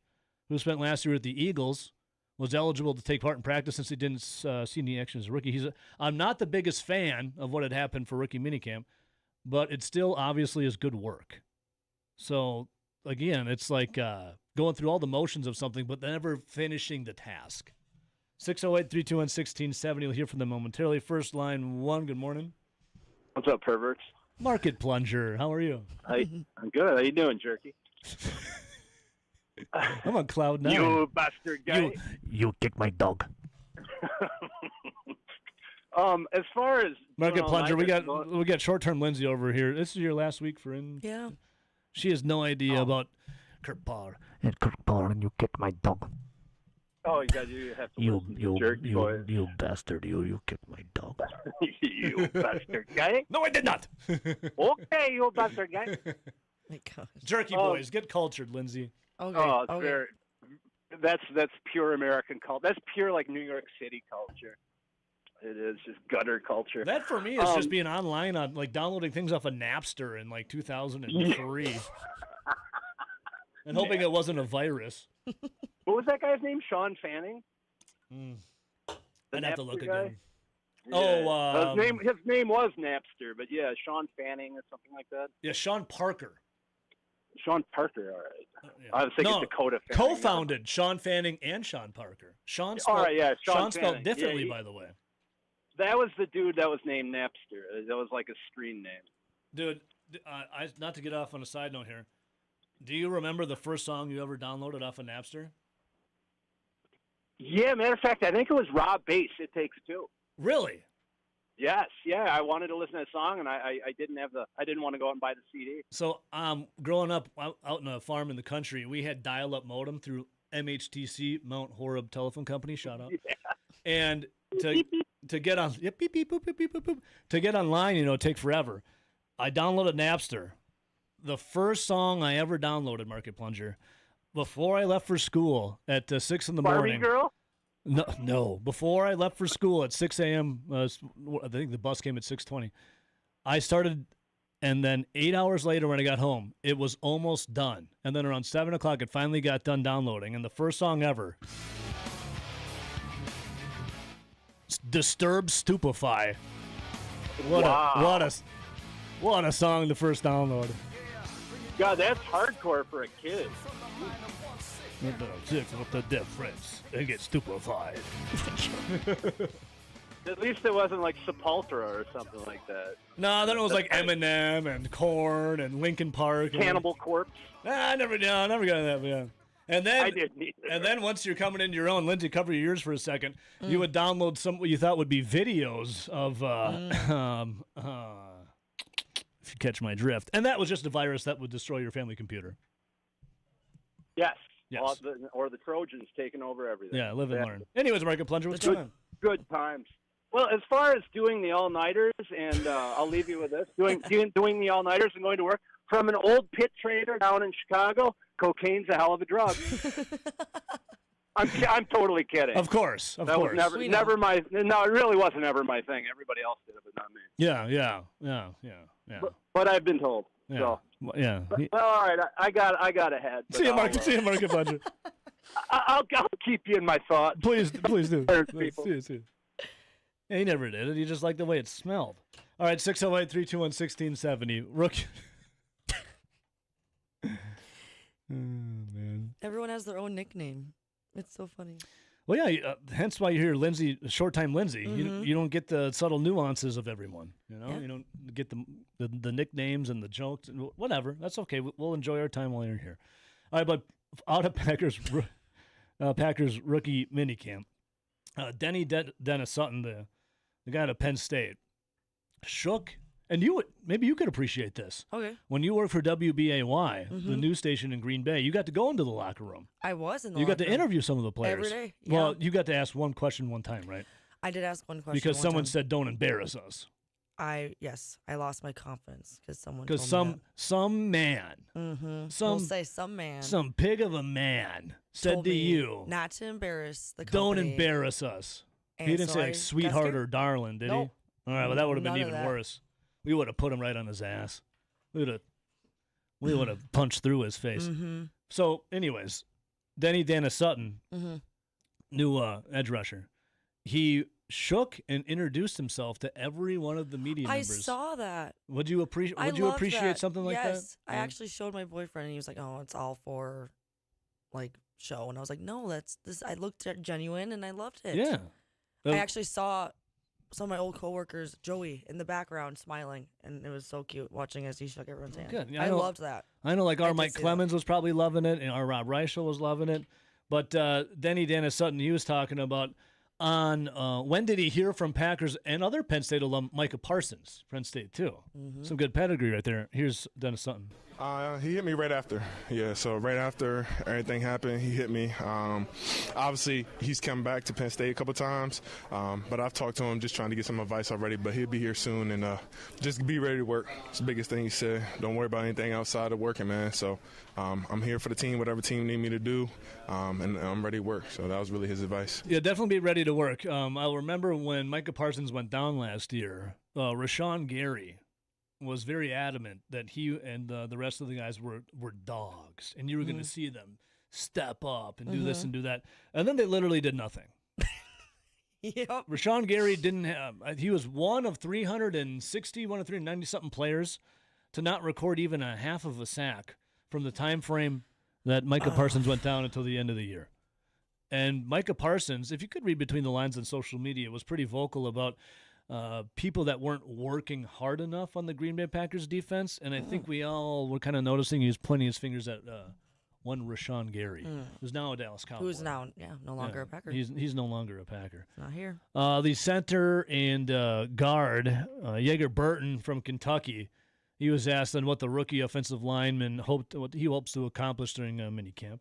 A big thing with the rookie minicamp is just getting the playbook in front of us and kind of having that separate from the veterans who already know this stuff so good for us to kind of at least get an idea of stuff before jumping into it with them. So I think really next week it's a big conditioning week and a big studying week. So, we're all used to it. And, I'm happy with the other guys we brought in that are the rookies. Like, we've just been studying at the hotel and stuff, trying to get it down together. So it's been awesome. A lot of studying. Can you hear the ping pong table in the I can't hear background? the ping pong. I can. I want to know more about that. That was in there when I was in the locker room. Did you ever get to play? No, there was a moment where all media stopped and watched. I can't think of who was playing at the time. Two guys, and it was really funny. Jair was always playing with that ping pong table when he was here. And then there's Brandon Cisse talking about how what's the best approach to the off-season program for the Packers. I think it starts with, taking and learn from the vets. Like those guys have been in the league for a long time, and those are guys that have experience. So trying to learn the ins and outs, sometimes it's just best to shut up and, learn from the guys in front of you first. And just coming from a humble place, and whatever they tell me, I know they're telling me out of a place of respect. So just coming in ready to work and ready to learn, and just keep improving every day. Keep improving every day, and shut up and learn from the guys that are there, essentially. That's good. Sometimes people, when they're younger, they think they got it all figured out. I mean, lots of players think they not just players. I mean, just people in general, True. And then there's defensive lineman Chris McClellan out of Missouri. He was asked what have NFL veterans told him how to learn. Oh. And he shares same hometown as one Josh Jacobs, which also he'd share the same hometown then as who? Josh Jacobs' brother. Yeah. Who was there too? Here's Chris McClellan. Just from everywhere, man, from just the whole process throughout doing the 30 visits, getting drafted and everything, everybody said, man, soak up what you can from the pros. So that's my main goal is to get around the guys who've done it right. And I'm so blessed to have somebody from my same hometown and Josh Jacobs to kind of look up to and everything like that, because like I said, he's from Tulsa, he's been in the league and been a successful player and been able to, kind of do the right thing so far. So I'll be definitely learning from him and just everybody here. There you go. That's so special. Some camaraderie. Oh, you're from here, I'm from there. Let's be friends. And then, let's see here, Damani Jackson was talking to this former player safety Clinton Dix, who is the director of player development at Bama. He comes from Bama. Great name, by the way. I haven't heard that in a long time. Clinton Dix. I haven't heard his name in a Great while. name. Here's Damani Jackson on him. Clinton Dix, he was around Alabama. He was always told me how fun it is here, and I see why. And I'm just ready to work. I think my speed, physicality, and just understanding the pre-snap rituals and everything like that. All right, there you go. And let's see here. We got one more. I was talking about the kicker earlier. Like the kicker is a weird position. So this is Trey Smack talking about how to conduct yourself as you meet new teammates and coaches for the first time. Kicker's kind of weird. It's like, there's cliques. Like in high school, you got your cliques. You got your groups. Yeah, you got your groups. There's like the jocks. Mm-hmm. There's the the preppies. There's the nerds. There's I don't know if there's any new ones for Gen Zers or whatever. I think that's at gamers maybe. Yeah, nerds. Yeah. I never really. I hopped around. I was like friends with everybody. I was always hopping around. But there's always that in your clique. There's always that like one person that's just not kind of like the others, but you love them anyways. Yeah, it's like he's there. It's like your little weirdo. He's your. You know what you mean? Like there's that person that's just a little different. Yeah. But you love him anyways. Or party. It's like we claim him. He's ours. That's the kicker. I feel like you line up a football team. Yeah. And you're looking around. And you're like, well, who's that guy? At the kicker, like that's our little weirdo right there. We claim him. He's ours. So I feel like the kicker is always a little different, right? So he was asking how to conduct yourself as you meet new teammates and coaches for the first time. Just being authentic. I think just being yourself, not trying to be somebody you're not. So I think that's the most important part that I try to do. So everyone I meet, I try to shake their hand, talk how I talk to normal people, and just be myself. I like that. You gotta have a good handshake. You know, how many job interviews have you applied for now? Oh, or gosh. jobs have you applied for? Like over 100. Over 100. I have a spreadsheet of them all written down. Well, I mean, what's the spreadsheet like? Is it like interview coming up, accepted, denied? Yep, I write down not like, heard the date I back. applied, the company, the position, and then I like highlight it in blue, and then in red if I didn't get it, in yellow if it's an interview, and they're currently all. So out of how red. many? You said 100? Like yeah, I've applied to so many. How But, many Like, of- even including like just like sending an email to somebody and be like, "Hey, I'm graduating." And you've had how many interviews out of that? Like 10. Okay, so out of the 10, out of the 10 then, have they been in person? No. No. So no face to face. I was going to ask how No your handshake face-to-face. is. Like if you got to go. I have a good You know, because handshake. Trey Smack was talking about shake their hand, have a good. Yeah. I mean, if I'm applying to jobs in Green Bay, I can drive up for an interview. But otherwise, they've all been. I've even like told them like I'm from No Green Bay, I in-persons. can drive up for a day or whatever, and it's all No Zoom, handshakes. videos first, phone calls. Can we have the test of the handshake? Yes. Because I do this with all the people that come in here. Yes. Austin, I don't know if you ever met Austin. Worst handshake I've ever had in my entire life. Limp. I think we It talked was- about this. I didn't like immediately. I'm like, I want him fired, and he wasn't even hired yet. Well, you know. So and then Kate had a really good handshake. Nelson did. Right here, put her in the old vice. Oh, all right, you're good. See, that's There we go. That's key. That was a good handshake. You need to have a good handshake. Thank you.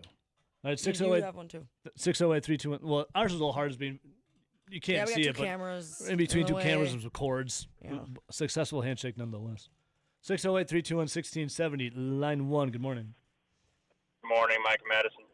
Mike and Madison. What's up, brother? What's up, guys? How are you? It's Cloud9, baby. Happy Monday. Mm-hmm. Happy Monday. Yeah. How are you? It's my week off, so Oh. I'm good. Week I'm off. good. Let's yeah. go. Jealous. Yeah, week off. Week off. Monday through Friday this week. What are you going to do with your time? Probably hang around the house, eat some cashews and, Careful. A lot of fat in the cashew. Just careful. Don't eat too many. It's good fat, man. Oh, You I eat know. cashews, avocados, eggs. That's all good stuff. Butter. Oh, love Let- avocados. The same as my diet. I just got to make sure that I don't sneak too many cashews. Otherwise, the calories start counting up then, Just got to be careful. Yeah, but you like to lift heavy things and put them down, so I think it's okay. That's correct. Yeah. I knew that. Speaking of handshakes, so I went on. I think I interviewed for 10 fire departments before I got my full-time job. Mm-hmm. And yeah, you got to go in there every time, firm handshake. And it's like 6 people at the panel, so you got to six handshakes in a row, and they all have to be consistent. Not too firm, not too soft. Yep. It's got to be dominant, but not overly dominant. You got to assert, but not assert.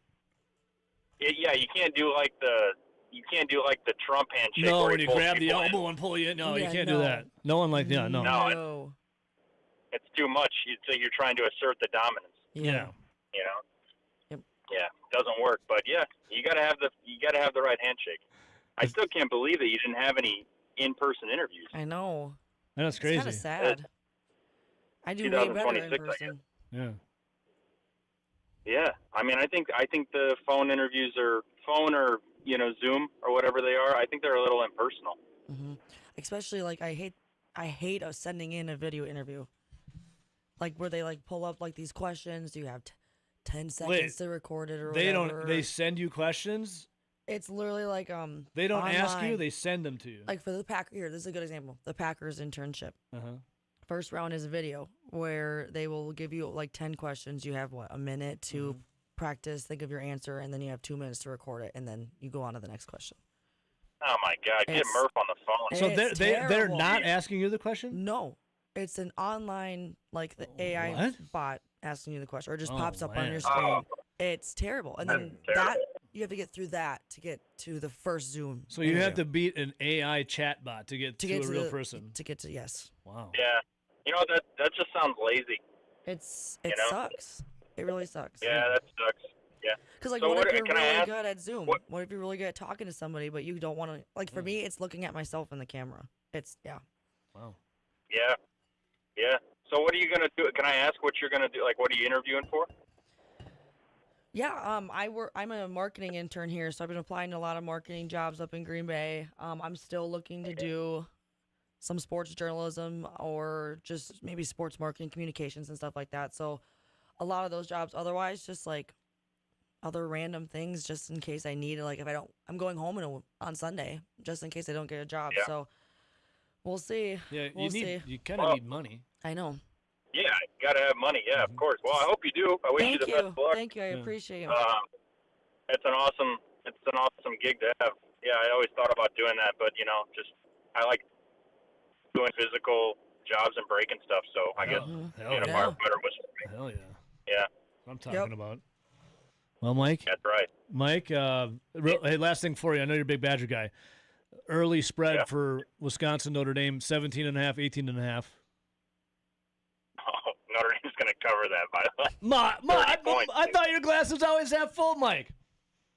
No, I mean, I grew up 20 minutes from Notre Dame, man. Like, I mean, you got to there's some perspective here, So my family, we had Notre Dame football season tickets for such a long time. I went to so many games growing up, and that's the only game in the past, forever years that I haven't cheered for Wisconsin. It's just impossible for me to do it. Are you going to the game? I'm sorry. Well, I asked the wrong I'm planning on person. going to the game. I asked the wrong person for that. I mean, I would like to go to the game, but if I sell, I can make 2 rent payments because the tickets are like. Oh no! I mean, now it's what do you insane. do? The tickets are insane. It's nuts. Mike. Yeah. I'll leave I don't you- know, man. I think Notre Dame's going to be really good this year. So I'll leave you with this, Mike. There was a time when Wisconsin defeated Ohio State at Camp Randall, October 16th, 2010. My buddy and I both had tickets for that game. There was a time. And we were both convinced that Wisconsin would get boat raced, and tickets were going for a pretty penny. So right before the game, we sold them for drinking money. You know what happened that day? That night? A lot. I don't. Wait. Yeah. you sold your tickets for that game? Yes. Oh no. Oh my gosh. Well, that's got to be. We assumed It's gotta the hurt. number 1 Ohio State was going to crush Wisconsin. It worked out great because we had so much money to spend that it covered our couple weekends for drinking, and then we had a great night. We just, Just weren't at the game. we just weren't at the game. Yeah, I mean they still won. You still got the party in Madison. Yeah, and I still got to watch it, just not in person. Yeah. Still won. I mean, it's not that bad of a deal. So I wouldn't, to your point, maybe sell the tickets. But for me, no. I think it's just. I don't think I would because it's Lambeau. It's Lambeau. It's Yeah, that's Wisconsin. true. It's And it's a literally- Sunday. It's a Sunday. Oh, the game's on a Sunday. Yeah. Yes, the week before Yeah, NFL Grant, starts, it's at Lambeau. And it's literally 2 of my favorite teams. So it's gotta like have a to go. win-win for me. So gotta okay, go. keep him then, Mike. You gotta go. Mike, we love you, brother. Bye. I love you guys See too. you, man. Have a great week. Yeah. We were convinced Wisconsin's gonna get just annihilated by Ohio State. They're gonna get annihilated. I don't even think I'm gonna go. We were on Regent Street partying at where Lucky's used to be, which is now. Oh, where did Lucky's used to be? What's that bar now that Lucky's used to be? Hell, I can't. It's right on the corner there. Scotty's. Yeah, that's where Lucky's used to be. We were there and Same building. we were outside and the kind of like the patio area and just heard the eruption of the opening kickoff. Yeah. And we both looked at each other with the beer that we had in our hands that were bought from the ticket money, and we were like, damn. But that's all right. All right, okay. 608-321-1670. I think that's my biggest regret, and I don't really regret it, but my biggest regret for like a sports moment that I missed that ended up being probably the greatest moment for Wisconsin and ever? I don't know. All right, we'll take a little break here. If you want to get involved, 608-321-1670. Mike and Port. Oh, no, I can't read that in there.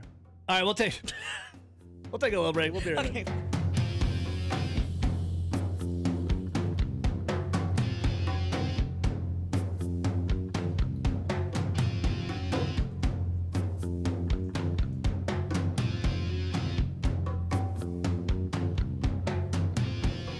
Candles raise my desire.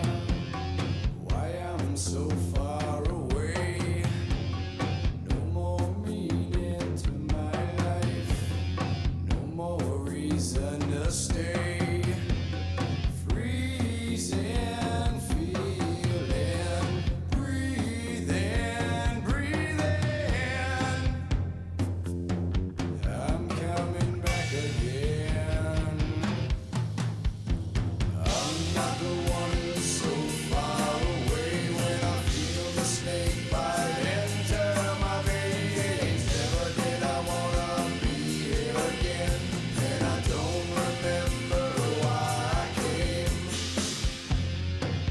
You believe that you are special, that somehow the rules do not apply to you. This is Over the Line Obviously, you are mistaken. on the Wisconsin Sports Zone Radio Network.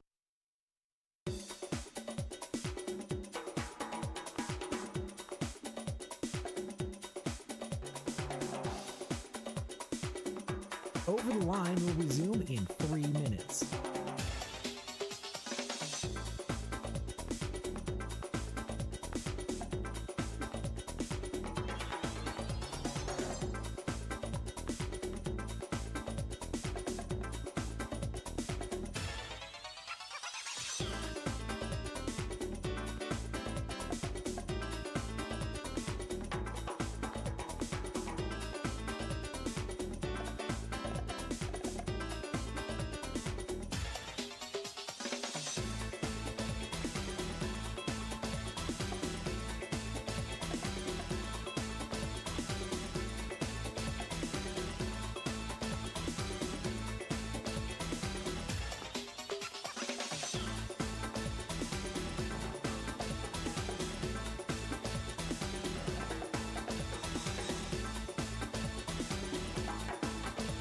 Over the Line will resume in 2 minutes.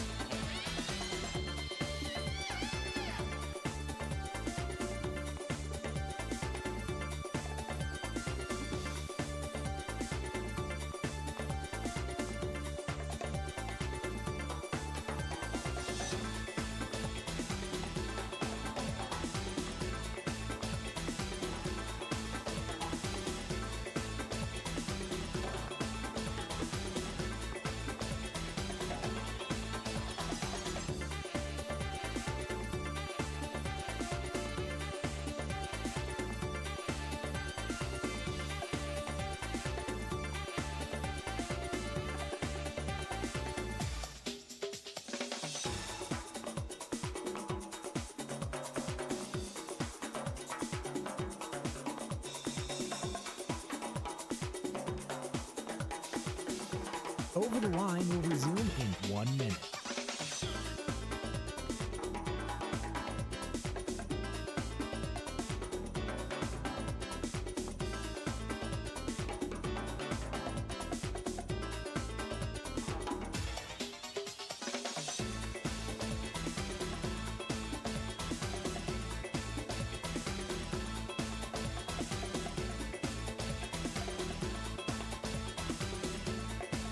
Over the Line will resume in 30 seconds.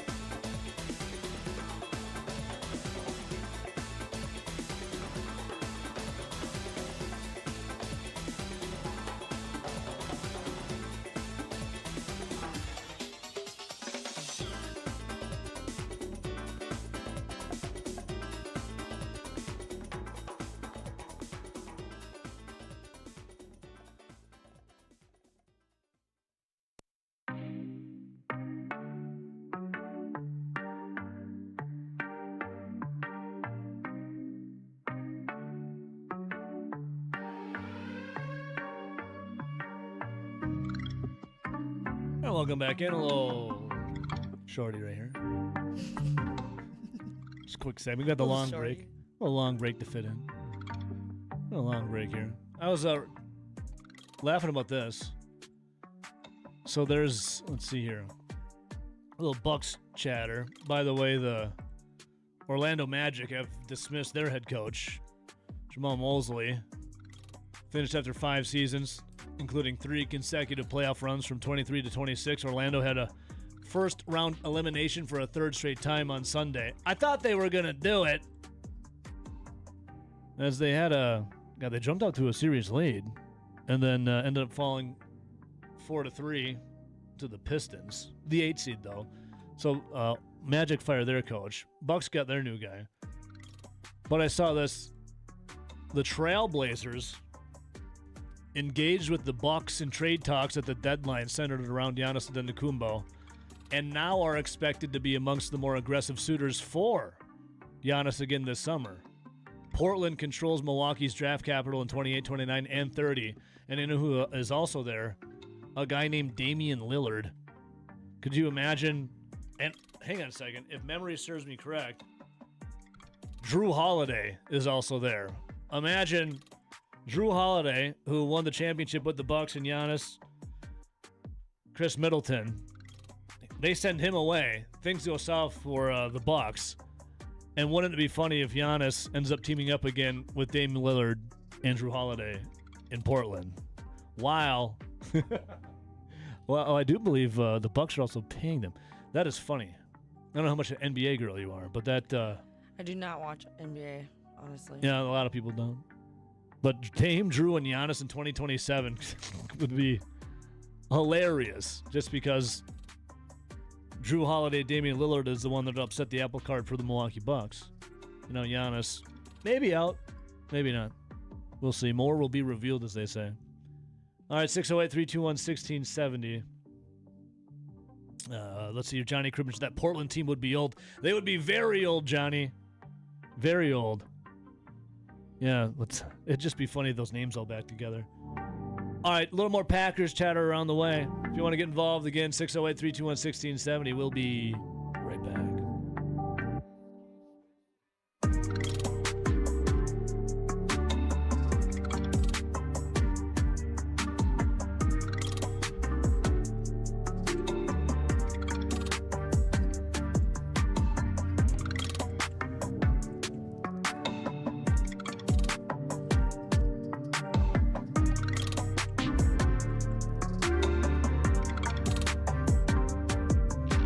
You believe that you are special, that somehow the rules do not apply to you. This is Over the Line. Obviously, you are mistaken. On the Wisconsin Sports Zone Radio Network.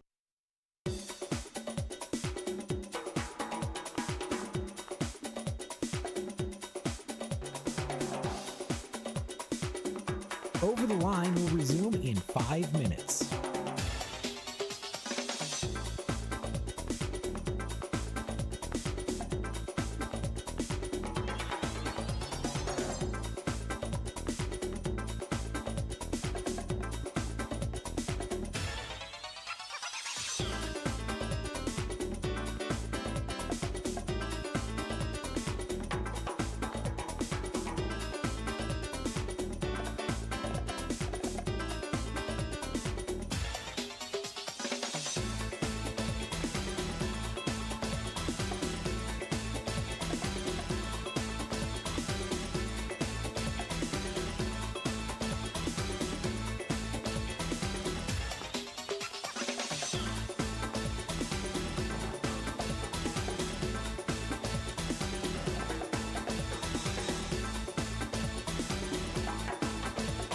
Over the Line will resume in 4 minutes.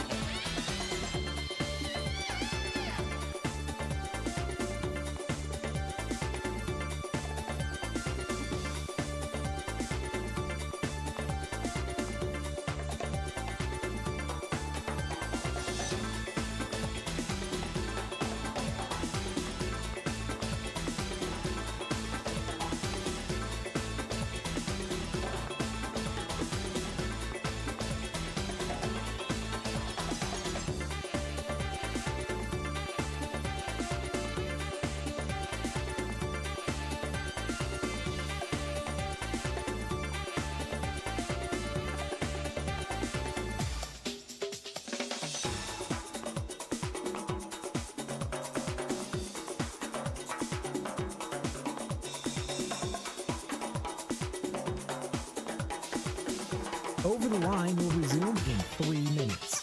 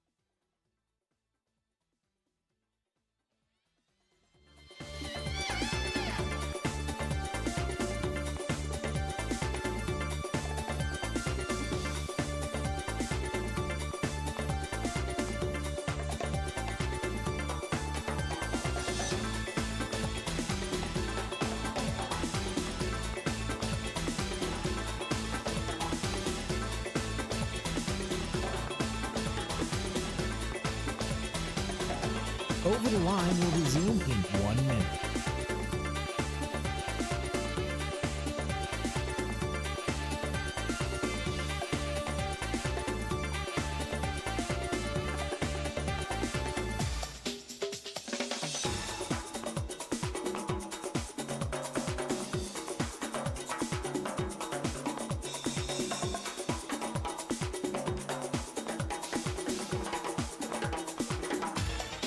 Over the Line will resume in 30 seconds.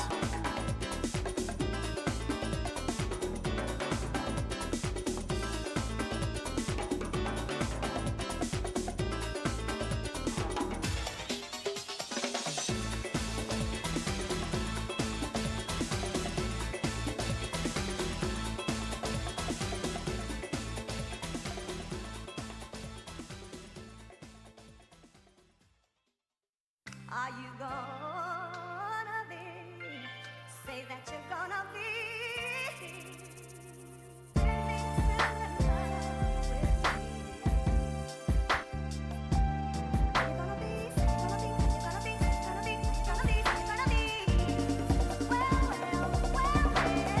All right, welcome back in. I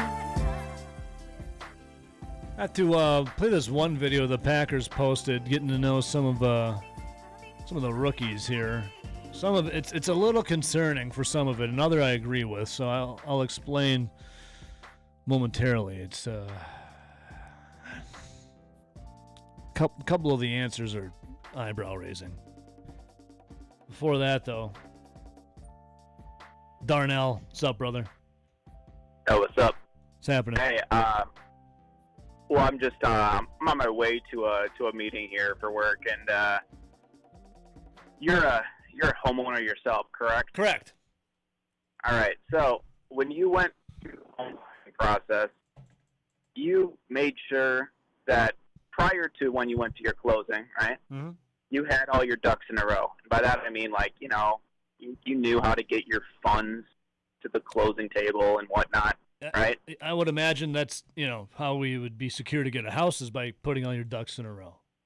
Right. Yeah. Right. And they're not just handing out houses. Right. And the thought is that, because this is probably the biggest purchase you make in your entire life, Mm-hmm. you're going to be, pretty much prepared for that because it's the biggest purchase you're going to make in your life. Mm-hmm. Now, fast forward to today, I have a meeting closing in the morning. Okay. Right? Yeah. In like 20 minutes. Right. And the buyers in this transaction don't have their money. don't have money. How does they thought they were going to show up and then tell me, "Oh, sorry, we'll bring the money some other day." So we don't have it with us right now, but we'll get it to you. I'm like, what do you think this is? Do you think this is you think that we're like the mafia? Let me hang on a second. Can I ask you a question? What? Do you work for UNICEF? No. Like some kind of charity that gives homes away? I do not. Oh. Nope. So what? We are a for-profit business, just like every other, business in this wonderful capitalist society that we live in. You're not in Habitat for Humanity or anything? Not in that. Nope. Oh. Nope. People sometimes just assume that it's okay. We're good for it. Like as if this is a drug deal and I'll get you back later. Well, that never really works out either. So I know. It's just wild. I'm like, how could you even possibly think that is how things operate here?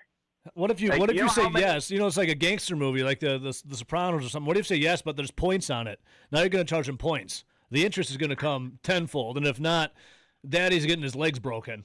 And then after that, you might be wearing cement shoes, sleeping with the fishes. There are lots of different governmental regulations and whatnot that stop that from happening. Right? I could totally do that. I'd be like, yeah, well, okay, that's fine. Just know that you're going to owe me an extra $1,000 on the side. Yeah. Sure, I'd be happy to do that, but that's not the world we live in. Yeah. Like everything that gets done has to be fact checked and seen by multiple people and approved by multiple people. And you just show up. Okay, well, we're good for it. I was like, yeah, no, we're not doing that today. We're not closing. Sorry. You're headed to that meeting right now, then? Yeah, I gotta go deliver them the news in person. Oh, so they don't even know the news yet. You're breaking the news here. I mean, how am I supposed to Here's the thing. If I get in the office at 8 in the morning, 7:30, whatever it is, and I get an email that says we won't have the money, then that's on you. Okay. I'm still going to go to closing. I got everything. I did everything on my end. I'm just going to tell you that we're not handing any keys out. All right, so let's just do a little role play here. Let's say I'm the individual without the money, and you're you, and we sit down at the table. What are you going to say to me? Hey, Darnell, how's it going today, man? I'm excited to get this deal done. Yeah, I'm going to say, if I don't see the money in our account and you don't have a cashier's check sitting in front of you, then there are no keys that are going to be handed over today. Yeah, but listen, we just sold our other house, moved to our apartment, and my wife and kids are in the car. We're looking to get in today. Otherwise I don't have a place to stay. Well, we've got some really nice hotels here in Madison, so. I don't have the money for the house. Something I have for the hotel. I'm saving for the house. Well, in that scenario, I'd probably look to the agent to the side and say, hey, handle your dumb ass here. Figure out how to get this guy situated because I mean, we just handle the financial parts of this, right? So I'm the logistical side that's up to the agents, man. So squatting rights. Yeah, so I'm gonna go do that now. Rights. Okay, yeah. Let us know how it goes. I'm curious. Yeah, it's gonna be great. It's gonna be super fun. I mean, it's a terrible situation on all ends. Yeah, but great way to start a Monday. Yeah. The truth of the matter is, if you're gonna buy a house, make sure you have the funds available on the day of closing. I mean, that makes sense to me. But yeah. Mm-hmm. Hey, let us know how it goes. All right. Happy Monday, by the way.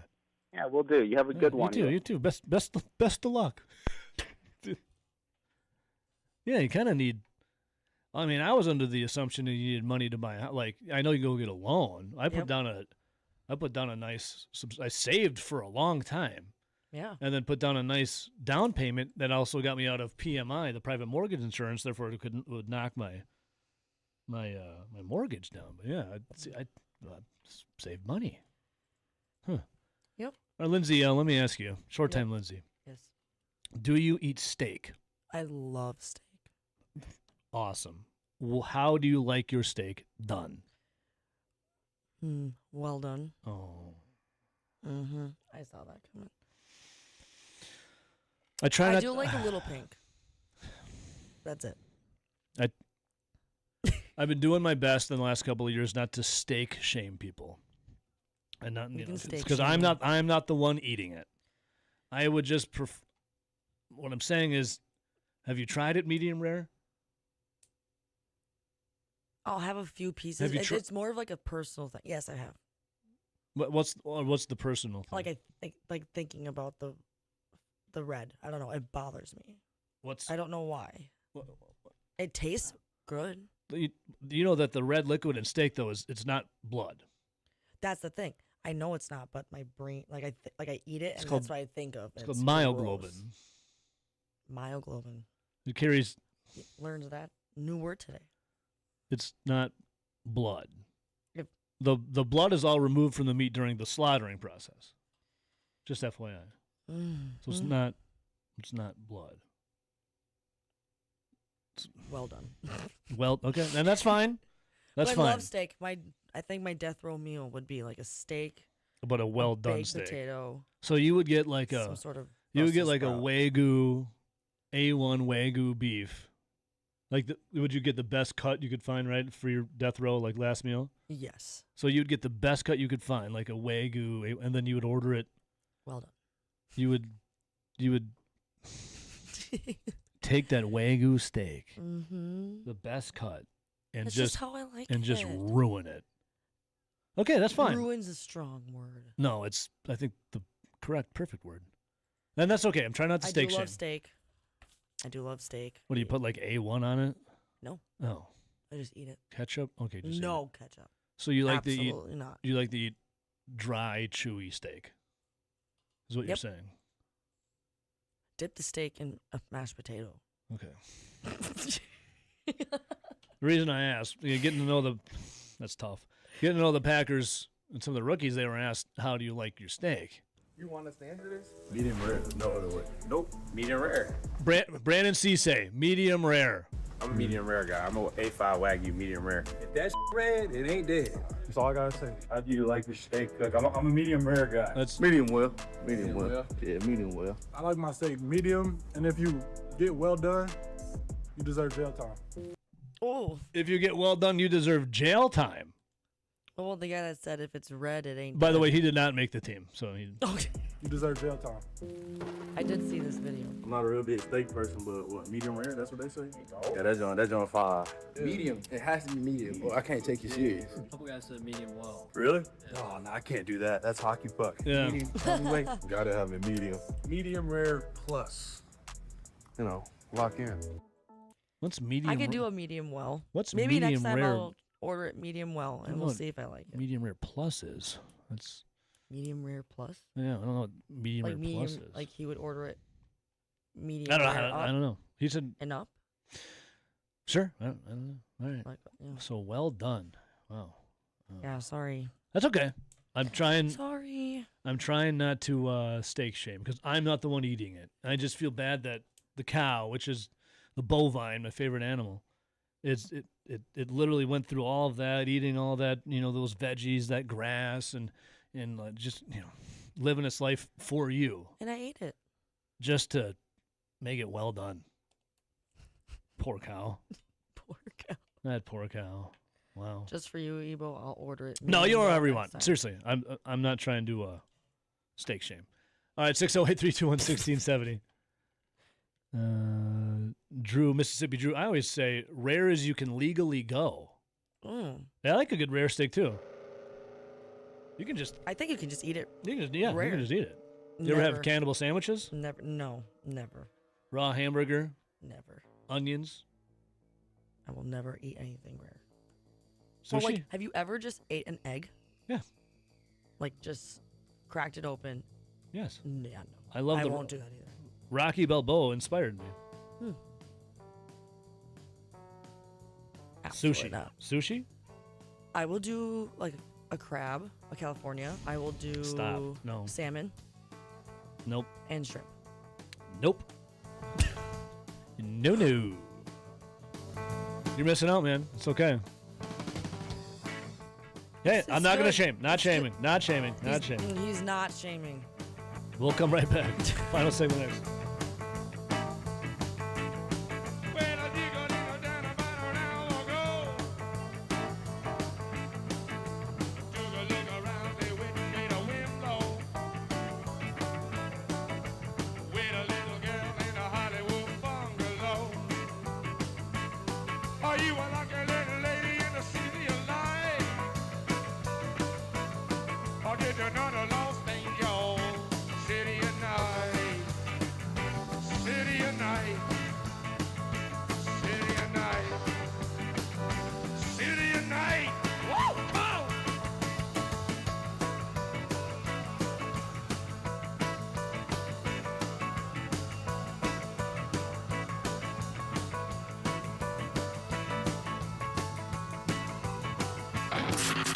You know, I'm just a big, hairy American winning machine. This is Over the Line on the Wisconsin Sports Zone Radio Network.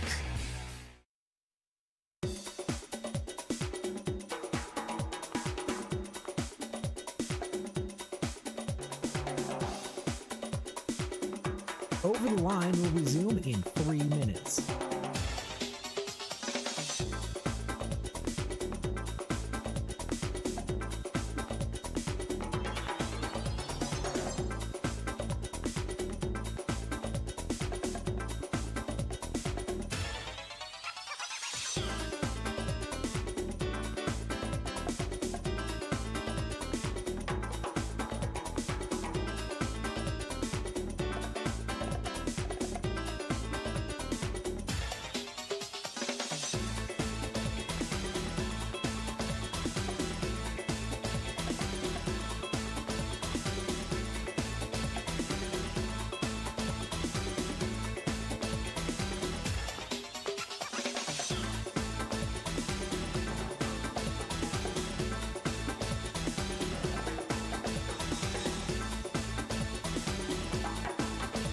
Over the Line will resume in 2 minutes.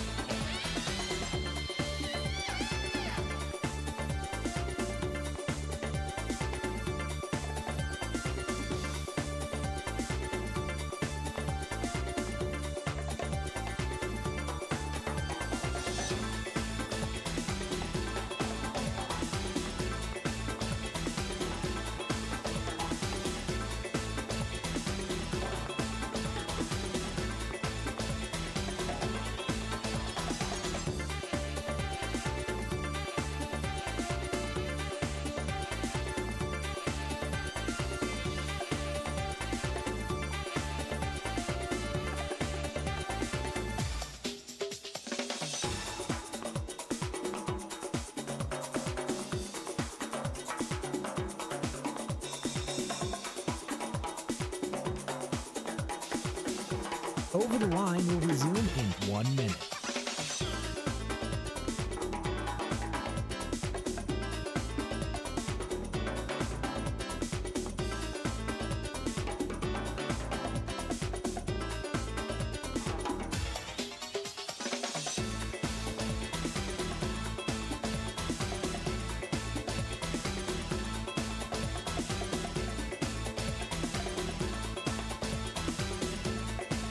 Over the Line will resume in 30 seconds.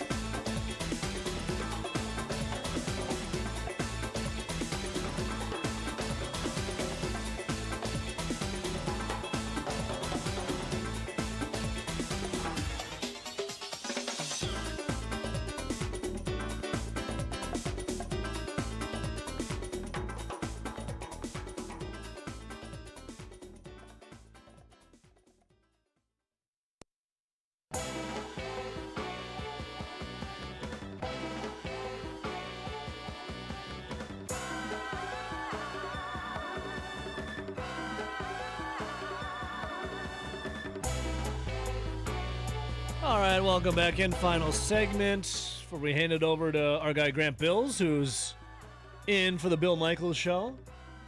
My man Grant. Well, Short Time Lindsay, is this the last or second to last? Second to last. Second I'll be to here last. Thursday. Here Thursday, and then you are off back to Green Bay, and then in the workforce. If you can get a We can get a job. job out of those 100 you applied for. Man. Oh, and then Wednesday, Thursday, Friday, the American Family Children's Hospital Radiothon will begin starting on Wednesday, ending on Friday, obviously. Something near and dear to our hearts. So you can get ready to hear that stuff, too. That's the one time a year that I tear up and cry a little bit. Lori comes in, who helps run the children's hospital, and her daughter passed away, and she's the reason why she does it. The story gets me every time. So it's heartfelt, pulls at the heartstrings, but for a huge, amazing, and great cause for the American Family Children's Hospital and the radiothon that we do. All right, before we are out of here, I don't know, just kind of easing on into the Monday. Packers had their rookie mini camp, got to get to know some of them a little bit, just getting their feet wet No other players did sign. I think 9 were brought in. Chase Claypool was one of them, the former receiver, who trying to, I guess, get back in the NFL, but no one really wants him. I don't know. Other than that, Lindsay, let's see here. Thursday, do we do a send-off for you? What do we do? Like some kind of party? Yeah. Are you gonna be on like a bender already? Getting ready for graduation? I'm hoping not to. You're hoping to be on one? No, I'm hoping not to be. Not to be on one. Not to be. The bender will start Thursday. After the radio show. Oh, I thought you meant during. No, after. Oh. After radiothon. Okay. All right. Okay. Let's see here. That's about it. I mean, I'm done. I got nothing else to say anymore. It's Monday. I'm tapped out. Had a great weekend, you know. Weather What'd was you do nice. This weekend? Some house projects and whatnot. Oh yeah, fix your roof. Fix some siding. Dilly-daddled around on the roof. Sprayed for weeds. Fixed my wood picket fence. Made an amazing breakfast. Listen to the Brewers on the radio. Unfortunately, they lost, but they won the series though. News for Brandon Woodruff, not really good. Jacob Mizorowski, he got pulled out of a win. He was having a hell of a game too. Cramps. The worst. Cramps. All right, everyone on Twitch, love you. YouTube, love you. Twitter, love you. All our affiliates, love you. We'll see you guys tomorrow. And Lindsay, we'll see you Thursday. Thursday, last day for Short Time Lindsay. See you guys tomorrow. Bye-bye.